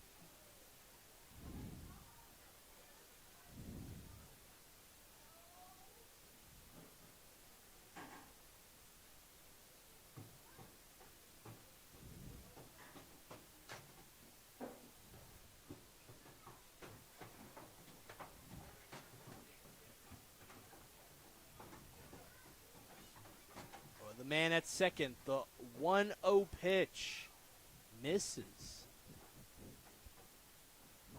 This one towards the belt line of Melton. He wasn't bothered by the fastball. He'll step back onto the plate, batting left against the right-hander. Presky with 2 looks to Kriefel, and the delivery. Up in the air to left. Over it from the right of him. King on it. Kriefel still at second. 2 outs so far. The 2-man, Boma, who did score on an unearned run in the 4th, is back up.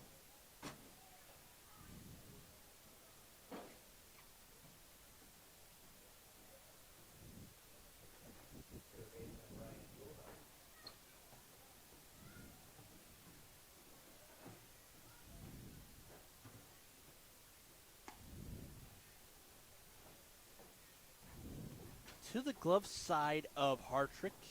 Ball 1. Booma. A consistent hand for the Cropdusters.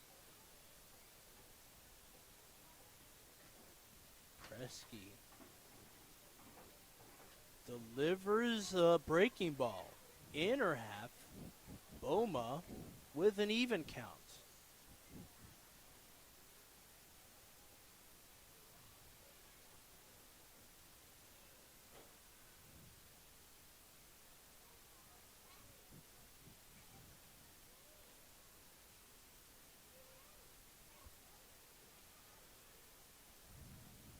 Hartrick is able to freeze up the breaking ball.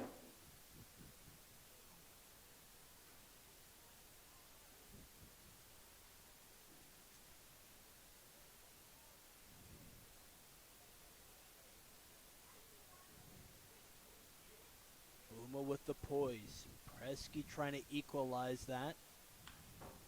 Fastball tagged off of the side of the bat of Boma and foul.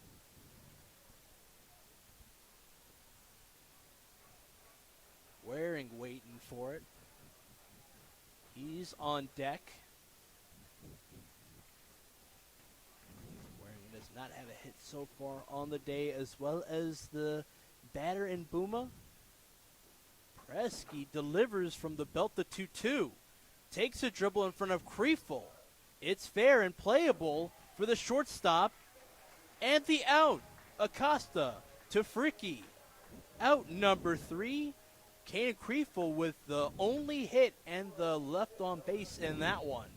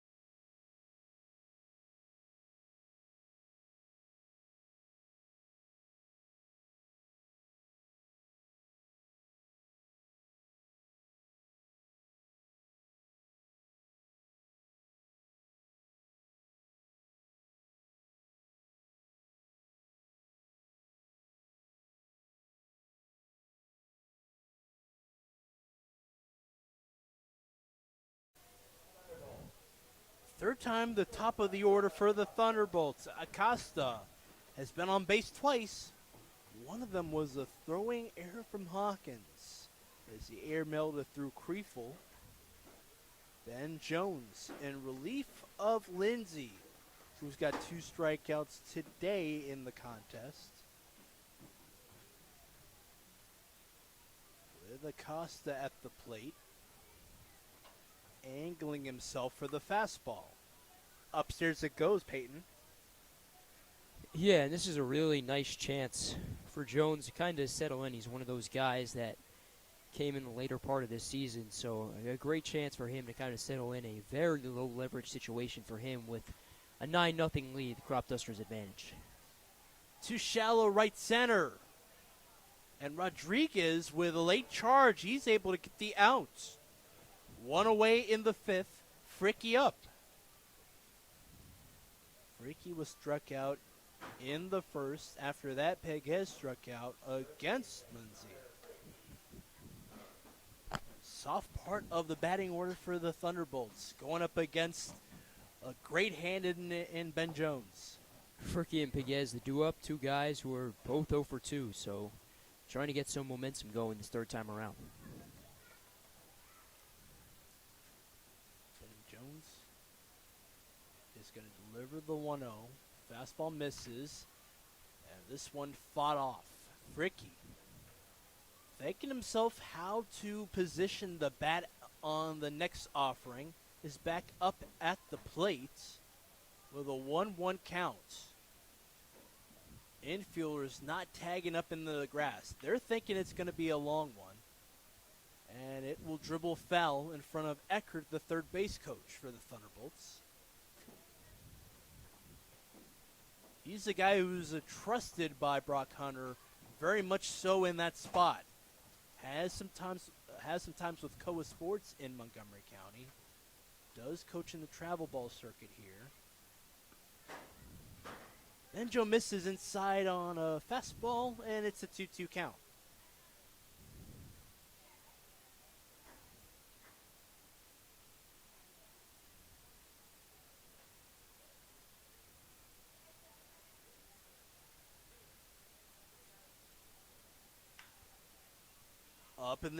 Up in the air this time to center, and Rodriguez with a look and the glove. Fricky out, Pegues on, and you talked about it, both 0 for 2. What gives for Pegues? Yeah, kind of what we said about Jones, a low leverage situation. Same thing for him, right? Nobody on base, 2 outs, just all the pressure's off. So, chance for you to kind of work on some things here if you want, and try and put one in the outfield.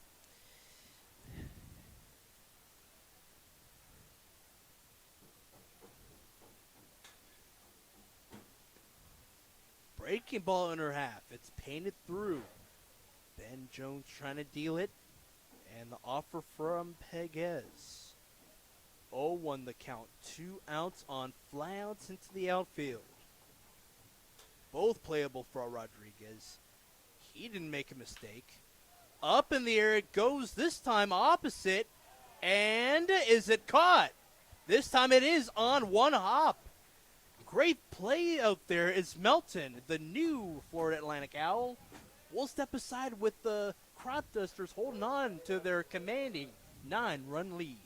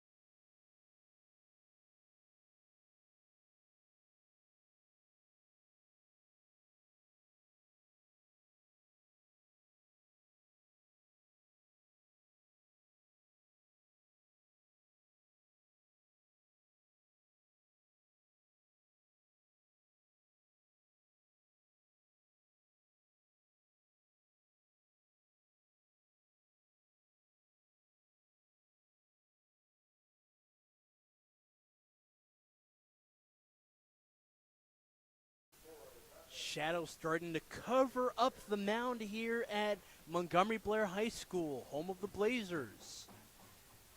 Cameron Baker will be due up for the Thunderbolts in the 6th. This is the top of the inning with wearing on. 0 for 3 today, put out twice in the infield. Takes a good look at it. 1-0 the count to start things off. He leans his bat away from a breaking ball off of the hand of Presky. Presky closed out a 9-run, 5-hit 4th inning for the Cropdusters with a strikeout on Springmeyer. This is a guy who's able to send some strikes down the way to the plate. Angling foul on the offering is Max Waring, son of Melvin Waring Jr. has ties to the Baltimore Orioles organization. And it's a line drive just in front of Camacho, that is. And aboard at first is Waring with his first hit of the day. Line drive left side. It drops in front of Joey King. Waring is aboard. Hawkins had his first hit back in the top of the fourth. He's back on. He was up there. He also has 2 stolen bases over to second and a third in the fourth. Collectively for the Cropdusters, they have 3 stolen bases. And Hawkins towards the left field side again. It's off of the wall, and Waring is at second. He's going to stop at third. Showing red is a leader there, the third base coach. Hall of Famer from Howard County Reservoir High School. Congratulatory high five for Waring. Hawkins is aboard at second. Stand-up double for him. Barada up with 2 walks back in the fourth. And as well as a putout in the second. Good on the Cropdusters. Stand-up double for Hawkins. And a line drive single for Waring to start off the sixth. The Naples product against Presky awaits the first offering in the sixth. And it goes downstairs and away from the zone.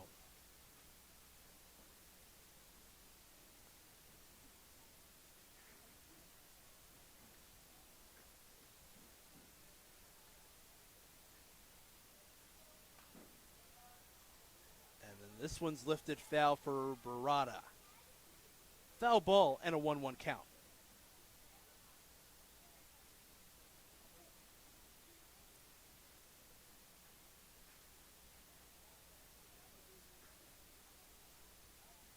Logan Barada, a consistent 3-spot hitter for the Cropdusters. Top of the North Division at 11-6.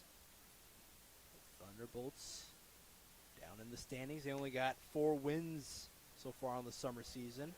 Swing and a miss that time on a pitch, middle half. 1-2 the count to couple up with the foul ball. And the breaking ball low and outside. 2 base runners on. At third is Waring. Up in the air this time. To center field. On it is Big Ez. And over from third to home.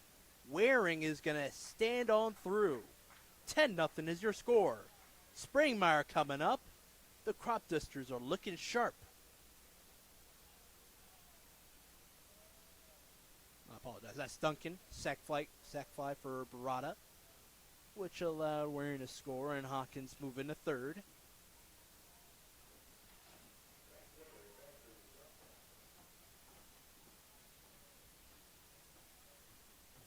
Andrew Duncan has shown us before he can go yard. Presky breaking ball upstairs. This one just a bit up high for Duncan, right near his helmet. 1 out so far for the Cropdusters to go along with 2 no-out hits. Waring scored from third. Sakai Hawkins had a stand-up double to left field.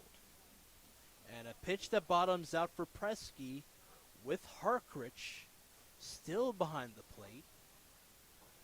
Catching for the third pitcher on the day for the Thunderbolts. And Presky paints it towards the knees of Duncan that time.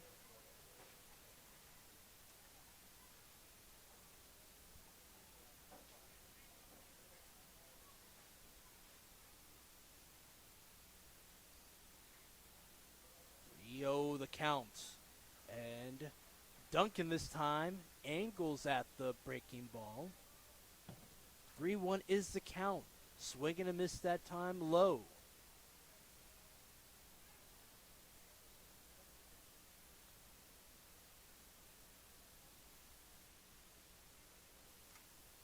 And Duncan Slices this one through off of the helmet of Hartrick and foul. Full count in a hurry. Duncan staying away from the plate for the time being. Gather his thoughts. Fastball's being tested early from the hand of Presky. Hawkins with his shoulder first, angles to home, and a swing and a miss again for Duncan. Springmeyer up. A chance to go yard on the pull side.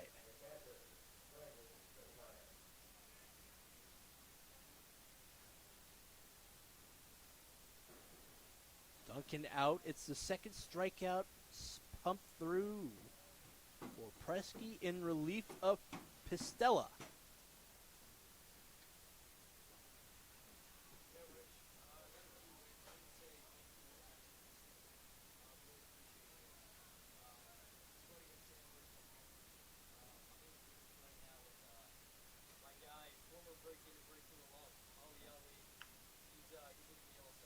Hi, Rich. He can hear me, right? I said hi. Yeah.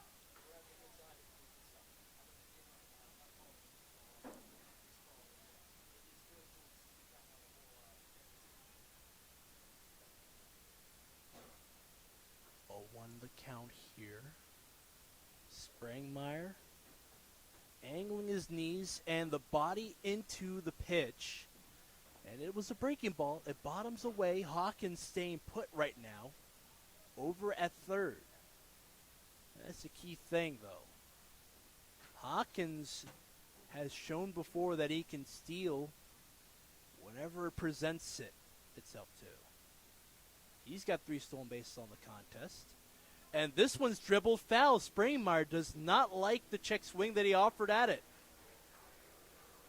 3 out. And Sakai Hawkins left on base for the Cropdusters.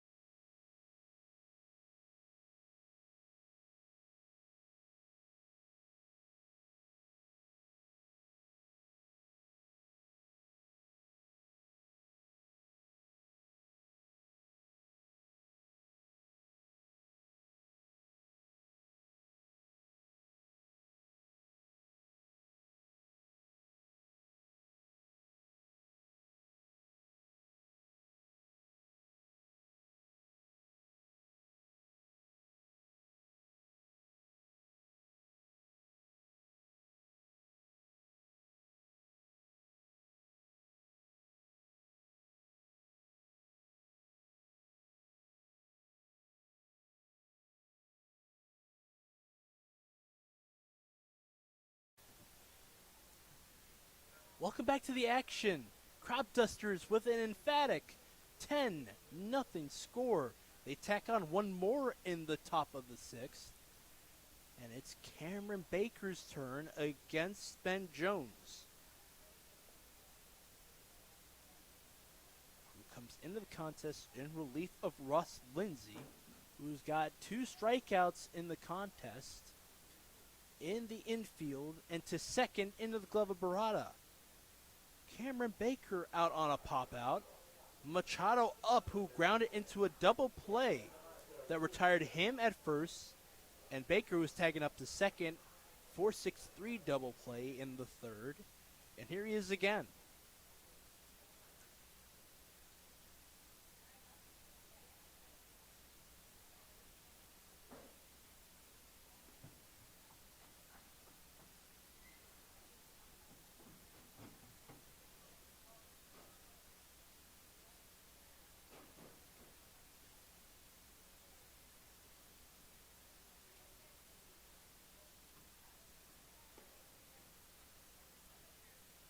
Jones with a breaking ball that just misses towards the knees of Machado, working himself into the count. A strike to go along with the ball. Foul ball this time. Springmeyer with a good look at it. He has it, I think.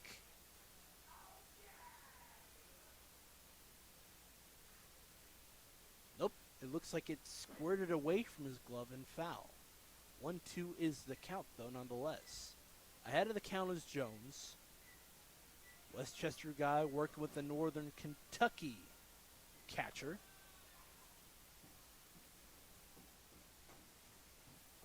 Machado, the infielder, batting in the order. He's a 5 spot today.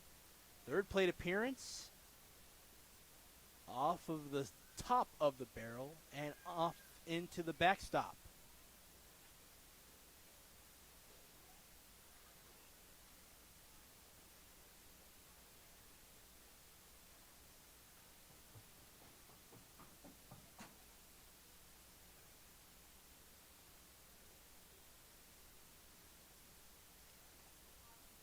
Sinker just a bit outside.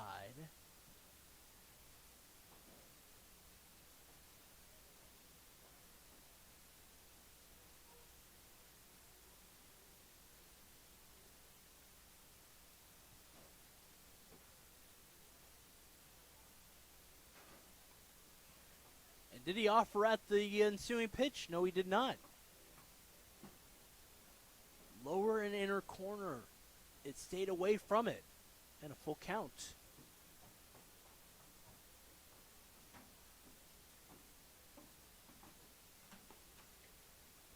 Six pitches and a walk. Took him a little while, the Thunderbolts did. They had a hit in the 4th, and now we're in the 6th. They've got a walk against Jones. Here's Joey King now, who also ended up on a ground-out double play. It was Hawkins who made it all happen in the 2nd. A walk that has Machado at first, 1 out so far for the Thunderbolts, and a strike that paints its way lower half. 1-1 the count.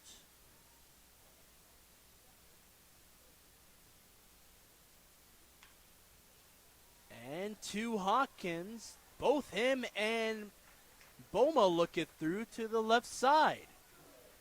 Dribbler for King and Kim up. The 3rd hit of the day for the Thunderbolts. 2 base runners on. Kim had the 2nd one, was stranded on in the 4th. It was a line drive left center field, which froze up Melton out there.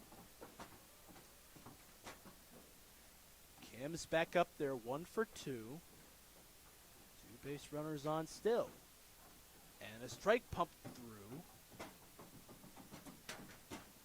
It was tagged right near the thighs of Kim.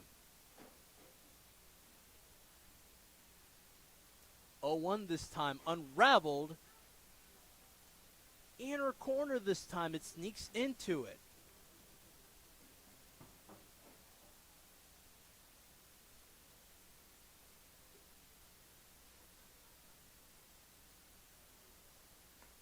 to shut the door. Yes, sir, Ben Jones with a strikeout. It's his first of the contest. He retires Kim. Hartrick up. Last time he was up to bat, it was a play from Canyon Kriefel. He was angling towards the dugout of the Thunderbolts. He was sliding through. He got the foul out to retire him. It was a second out in the fourth. A rainbow misses that time for Ben Jones. 2 base runners on still. But the caveat, 2 outs. And the first strikeout of the day for the reliever from Westchester. Hartrick, the catcher, up there. He's the 8th spot hitter. He tags his foul right side. Engaged after that one is Hartrick, awaiting the 1-1. At first is King with a knock. At second is Machado with a walk. Ball 2 down low that time.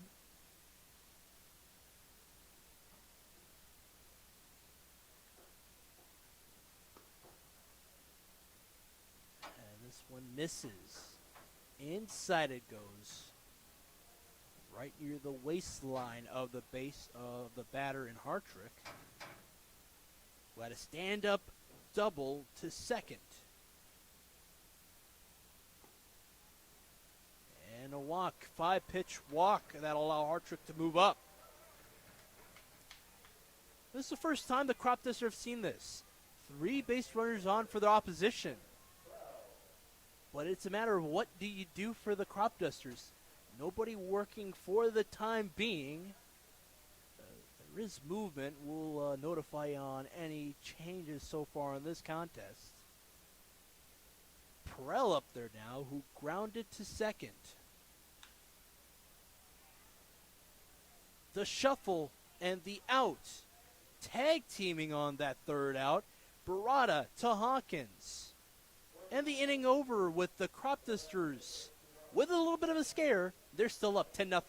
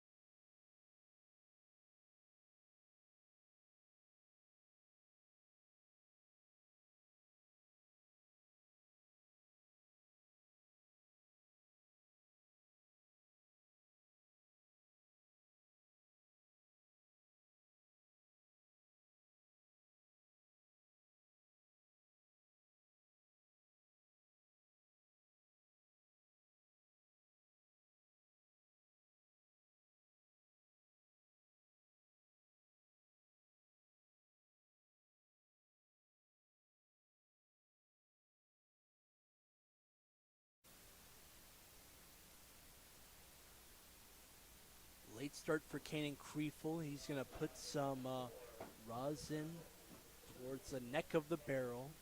He's going to start things off with Presky, who has looked solid through about 2 1/3 innings pitched. 2 strikeouts, did allow a run as well as 3 hits so far.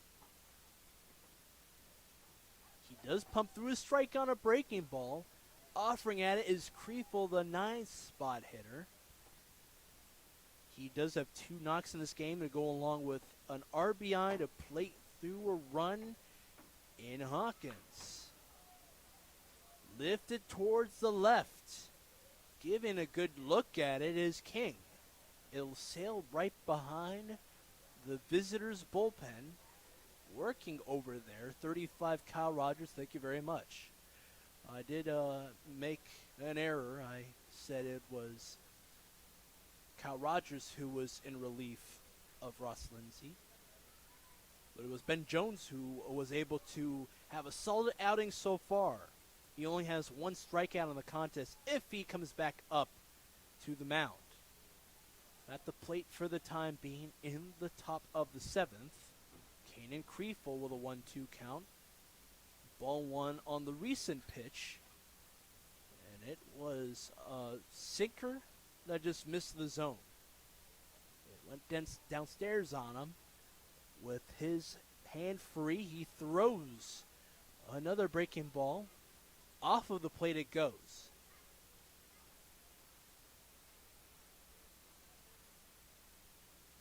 Kanan Kriefel, just down the road on 495, Potomac, Maryland native.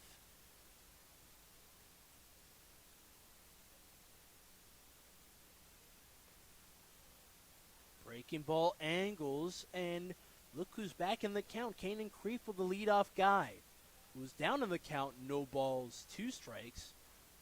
One looking, and the other one a towering foul ball to the left field side.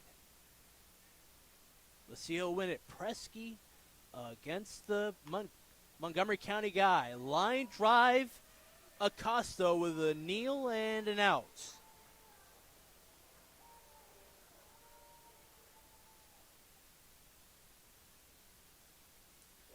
One out so far in the 7th. Rodriguez up once more.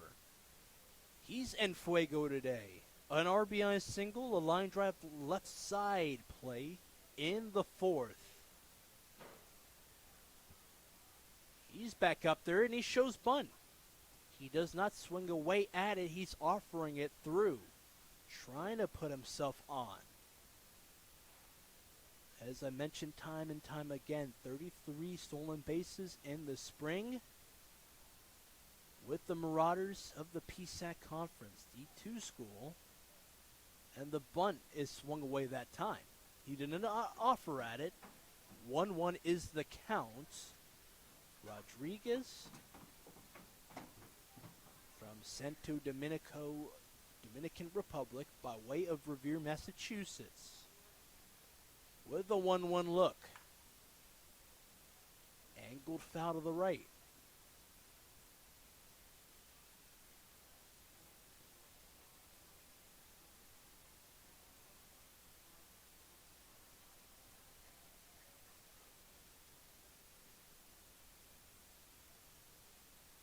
Rodriguez against Presky with a 1-2.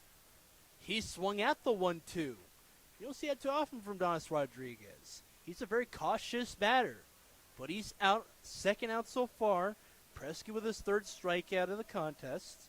In relief for Pistella and Hayes. It'll spring up Melton, the 1-man, and the 5th time we're in the top of the order for the Cropdusters.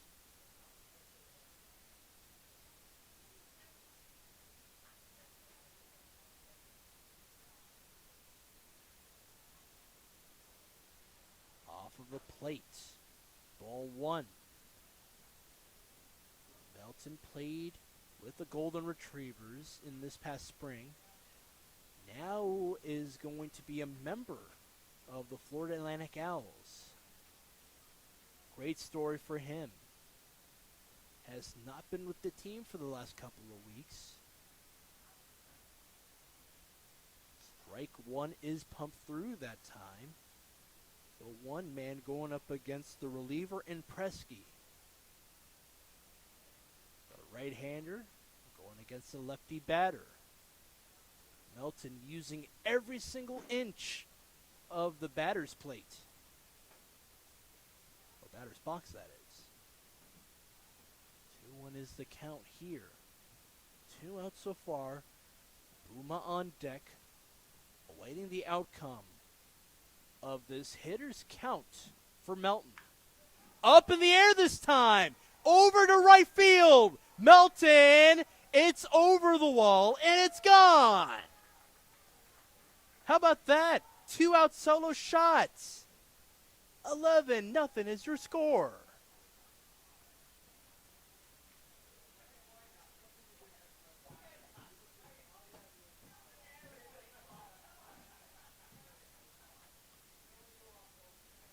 He's proving why he's an American Athletic Conference batter. That's his 4th knock of the day. 3 of them were singles, and this one to right.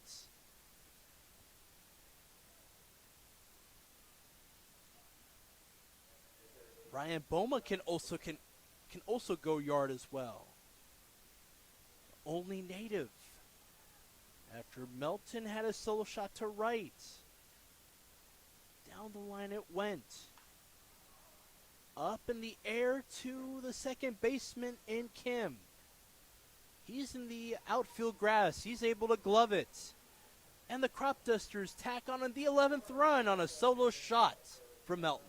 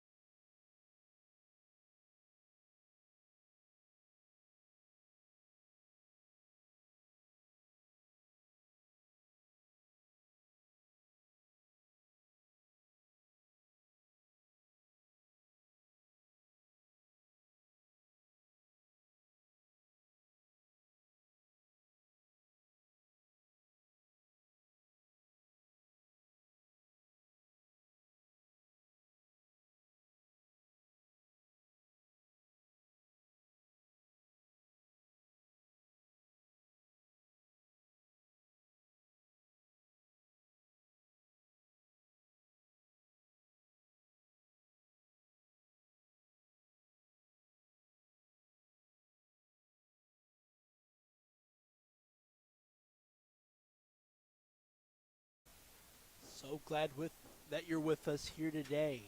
Cropdusters tack on another run and a hit via the Dillon Lights.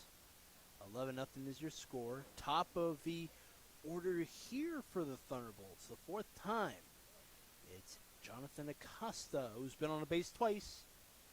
A throwing error from Hawkins had him safe at first in the 1st inning.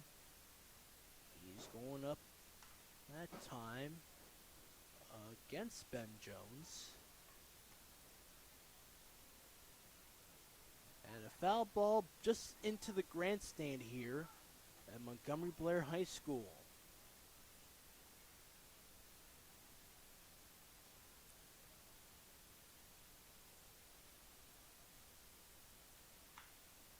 Oh, up in the air this time to left, angling back and forth. Melton playing hero ball today. 4 hits, 3 of them were singles. He gets an out there on Acosta, and out of Fricky. And the last time you saw him up at bat, he had to have faced 10 or more pitches from Ben Jones in the 5th. Nonetheless, it was a fly out to center field, and Rodriguez gloved it. Strike 1 is the call. Fastball, lower half.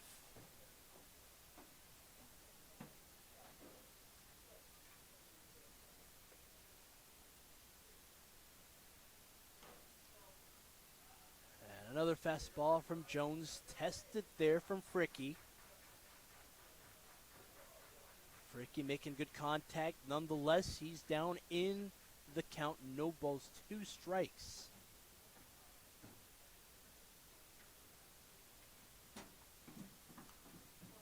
And the breaking ball has Fricky up and anxious.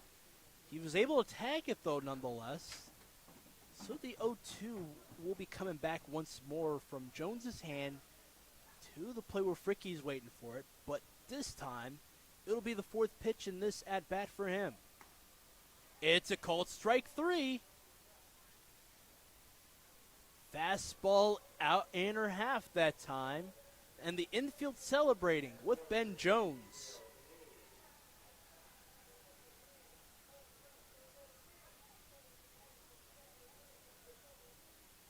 Ben Jones' 2nd strike in as many innings.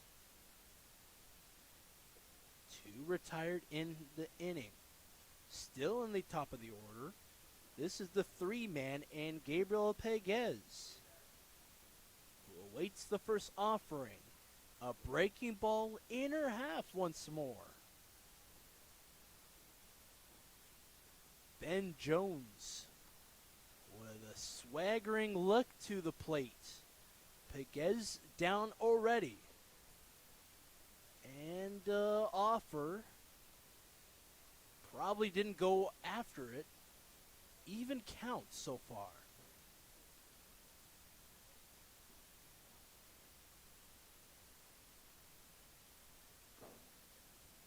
Called strike 2 on the offer from Pegues. The center fielder trying to squeeze the zone once more. Here's the 1-1. Nearly close to the torso. And it is ball 1.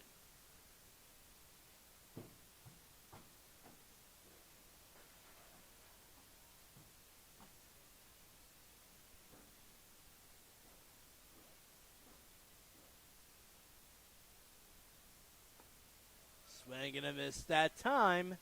Ben Jones. 2 strikeouts to go along with a fly out to left.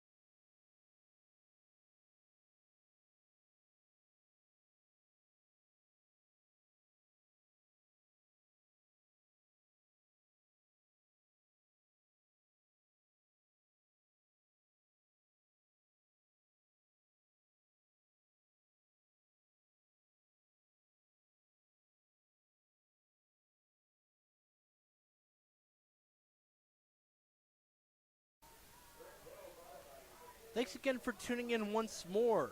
Josh Erd is the new pitcher on the day for the Thunderbolts.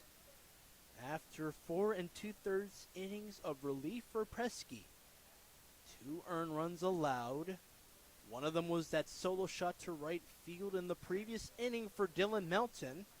We'll start things off in the 3 spot with Max Waring, who had a single and scored on the sac fly in the 6th. Presky was able to strike through 3 batters.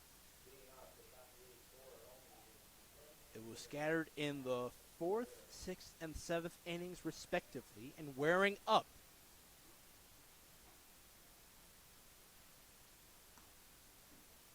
Erd, a returning hand from last summer for the Thunderbolts, has played a lot of infield for them last summer.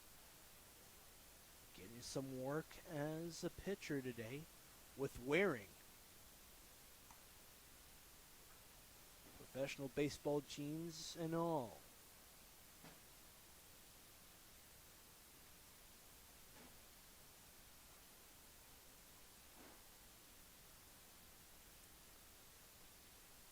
Waring settles away from the 1-0 pitch.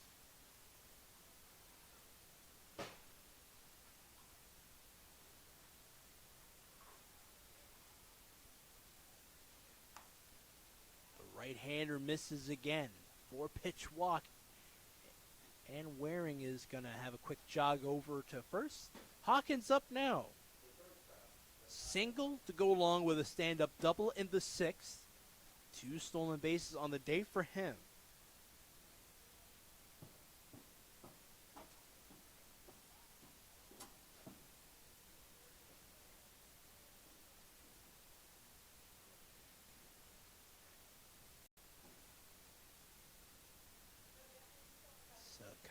Hawkins. 2 for 4 today. Good eye on his part. He's up in the count to start things off.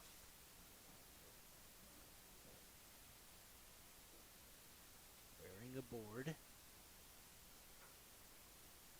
Hawkins not crowding the plate this time.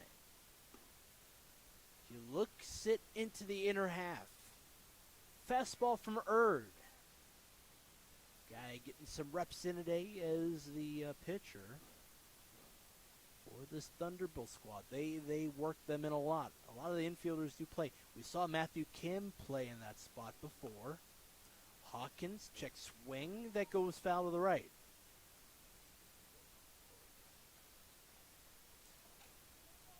And it's a matter of fact, Kim was able to strike out more than one batter. It was 3 in the later stages of the contest. What turned out to be a 24-run win for the Cropdusters, an emphatic second win on the summer for them. At the plate with Hawkins. Even count, 2 balls, 2 strikes.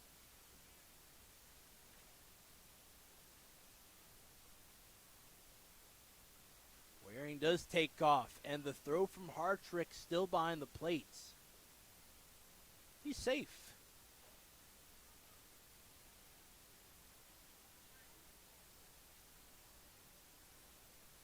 Collectively, for the Cropdusters, that's the 5th stolen base on the day.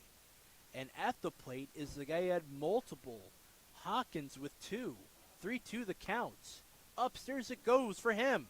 And another walk from Erd surrendered. Barada up now with a sac fly to go along with 2 walks and an RBI.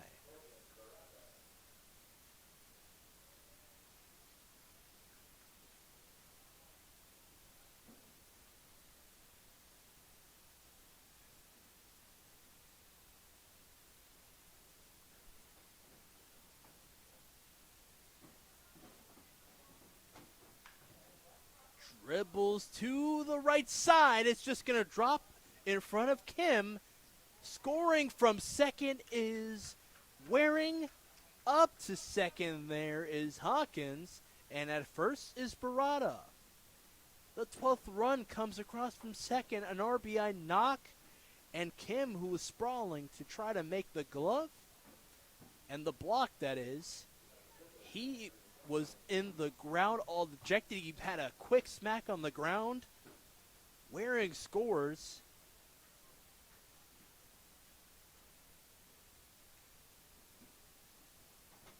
Duncan up once more. Back behind and two players move up. Hawkins at third now and at second.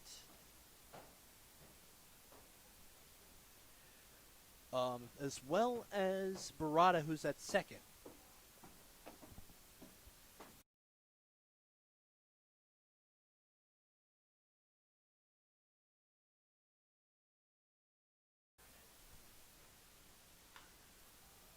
Up in the air, this one towards center field. Hawkins is going to move on up on the sac fly once more. And Barada's at third as well. Good on Duncan to bring home one. 13-0 is your score.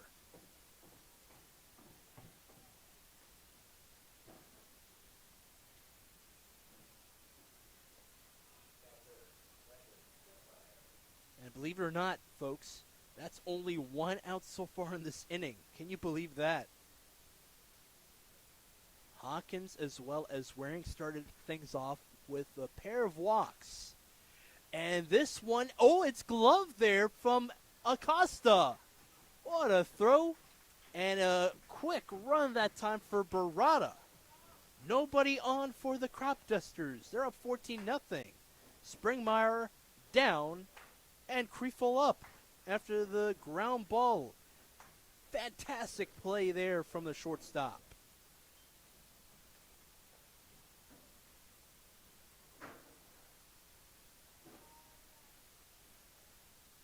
So the three batters who started things off with 2 walks and a hit, they all score, and Kriefel with a favorable count on a breaking ball missing from the glove of Hartrick. Kane and Kriefel, RBI and 2 singles.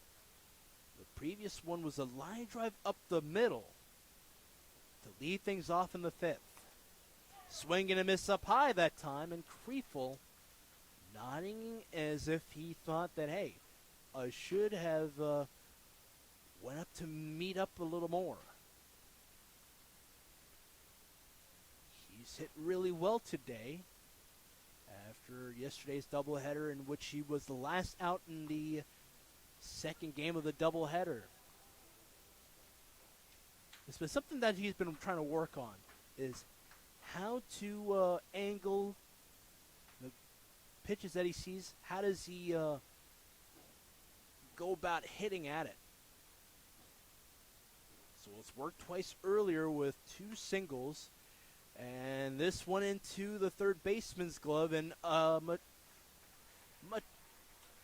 Camacho. Nobody on, and Kriefel grounds out to third. Cropdusters up 14-0.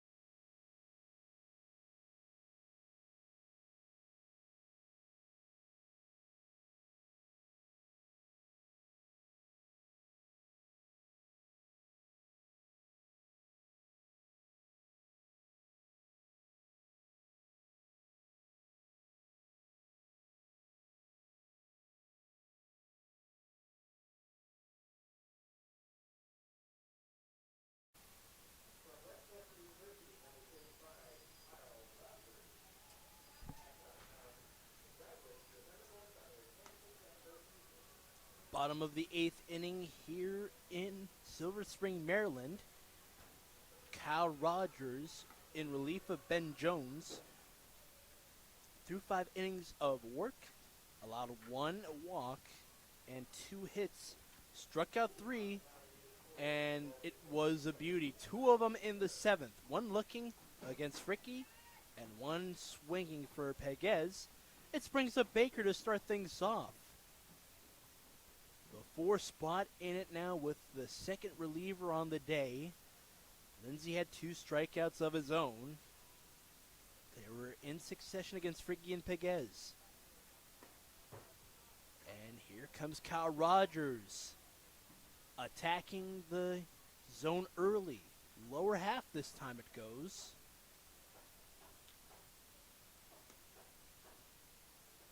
He tried with a fastball once more, and it just misses in that outer corner.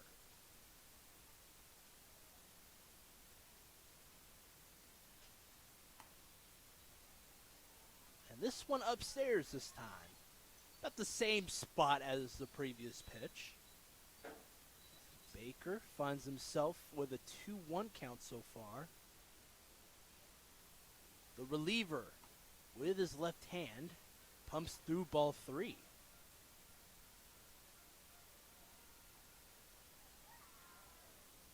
He's going up against Baker, who's been on base twice. Put out on a ground out in the 3rd. Foul ball sets the count full.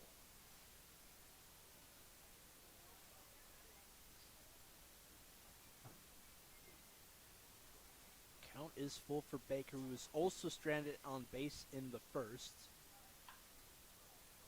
Up in the air for Kriefel. He gloves it. It's a line out towards the right field line, and Camacho up.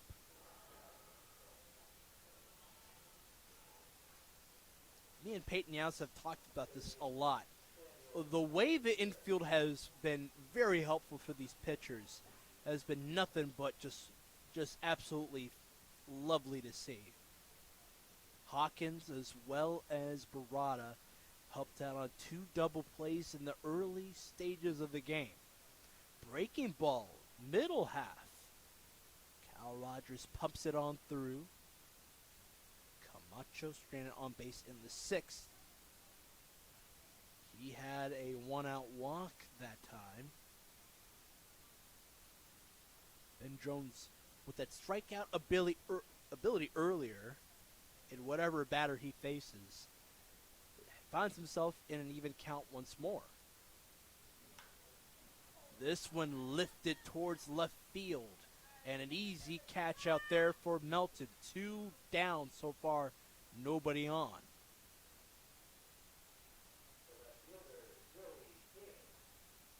One was a line out, playable for Kriefel, and the other one was a deep fly out to left field. We'll see what Joey King can do. He had the recent hit of the day for the Thunderbolts, the 3rd hit. It was a single for him, and he will look this one through. Other than that hit in the 6th, another hit in the 4th in Matthew Kim, as well as in the 2nd with a stand-up double, 2 outs for Hartrick. Nearing the bottom of the order, the 6th man in this order up, and he swings after the 1-1.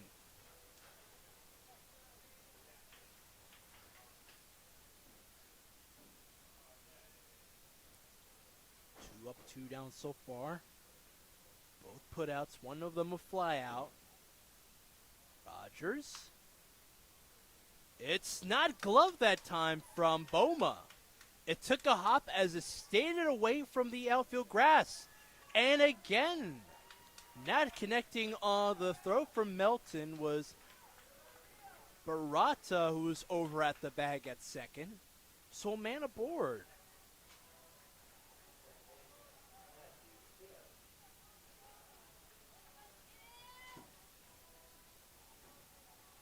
Boma, who's at third, thought it was a routine ground out, but at the last moment, he was about 2 steps away from the rolling ground ball. It skipped over his head, and a man's aboard at second. And now to Kim, who angles away from the pitch of Rogers. 1-0 is the count. Springmeyer behind the plate. He sends a pitch towards the way of Rogers, who delivers low.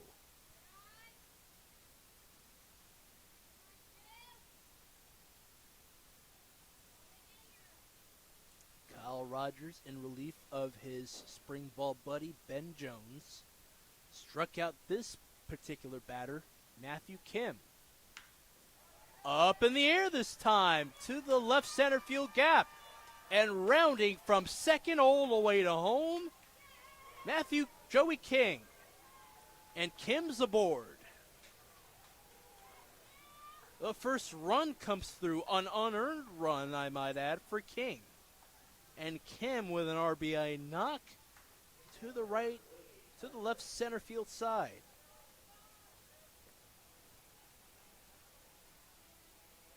Wade Hartrick now had a stand-up double. A 2-out knock and an RBI for Kim sends him to first. Ball 1 to the way of the 8th spot. And the catcher in front of his counterpart in Springmeyer has a 1-0 count. The look the way of first and the pitch. It screams lower half. It's strike 1 and a 1-1 count.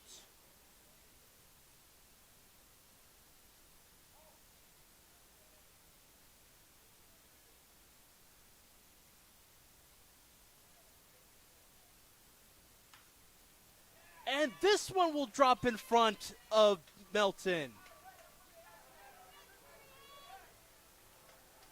A quick line drive to left field in front of Melton. 2 consecutive hits to go along with an unearned run. Perel up now with 2 outs still for the Thunderbolts.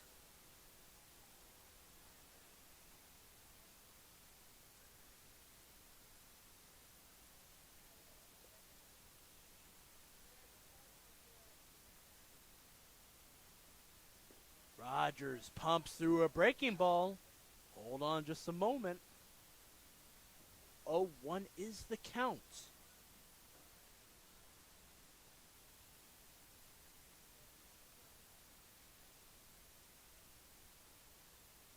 He went with that same pitch, and it angles away from the lower corner.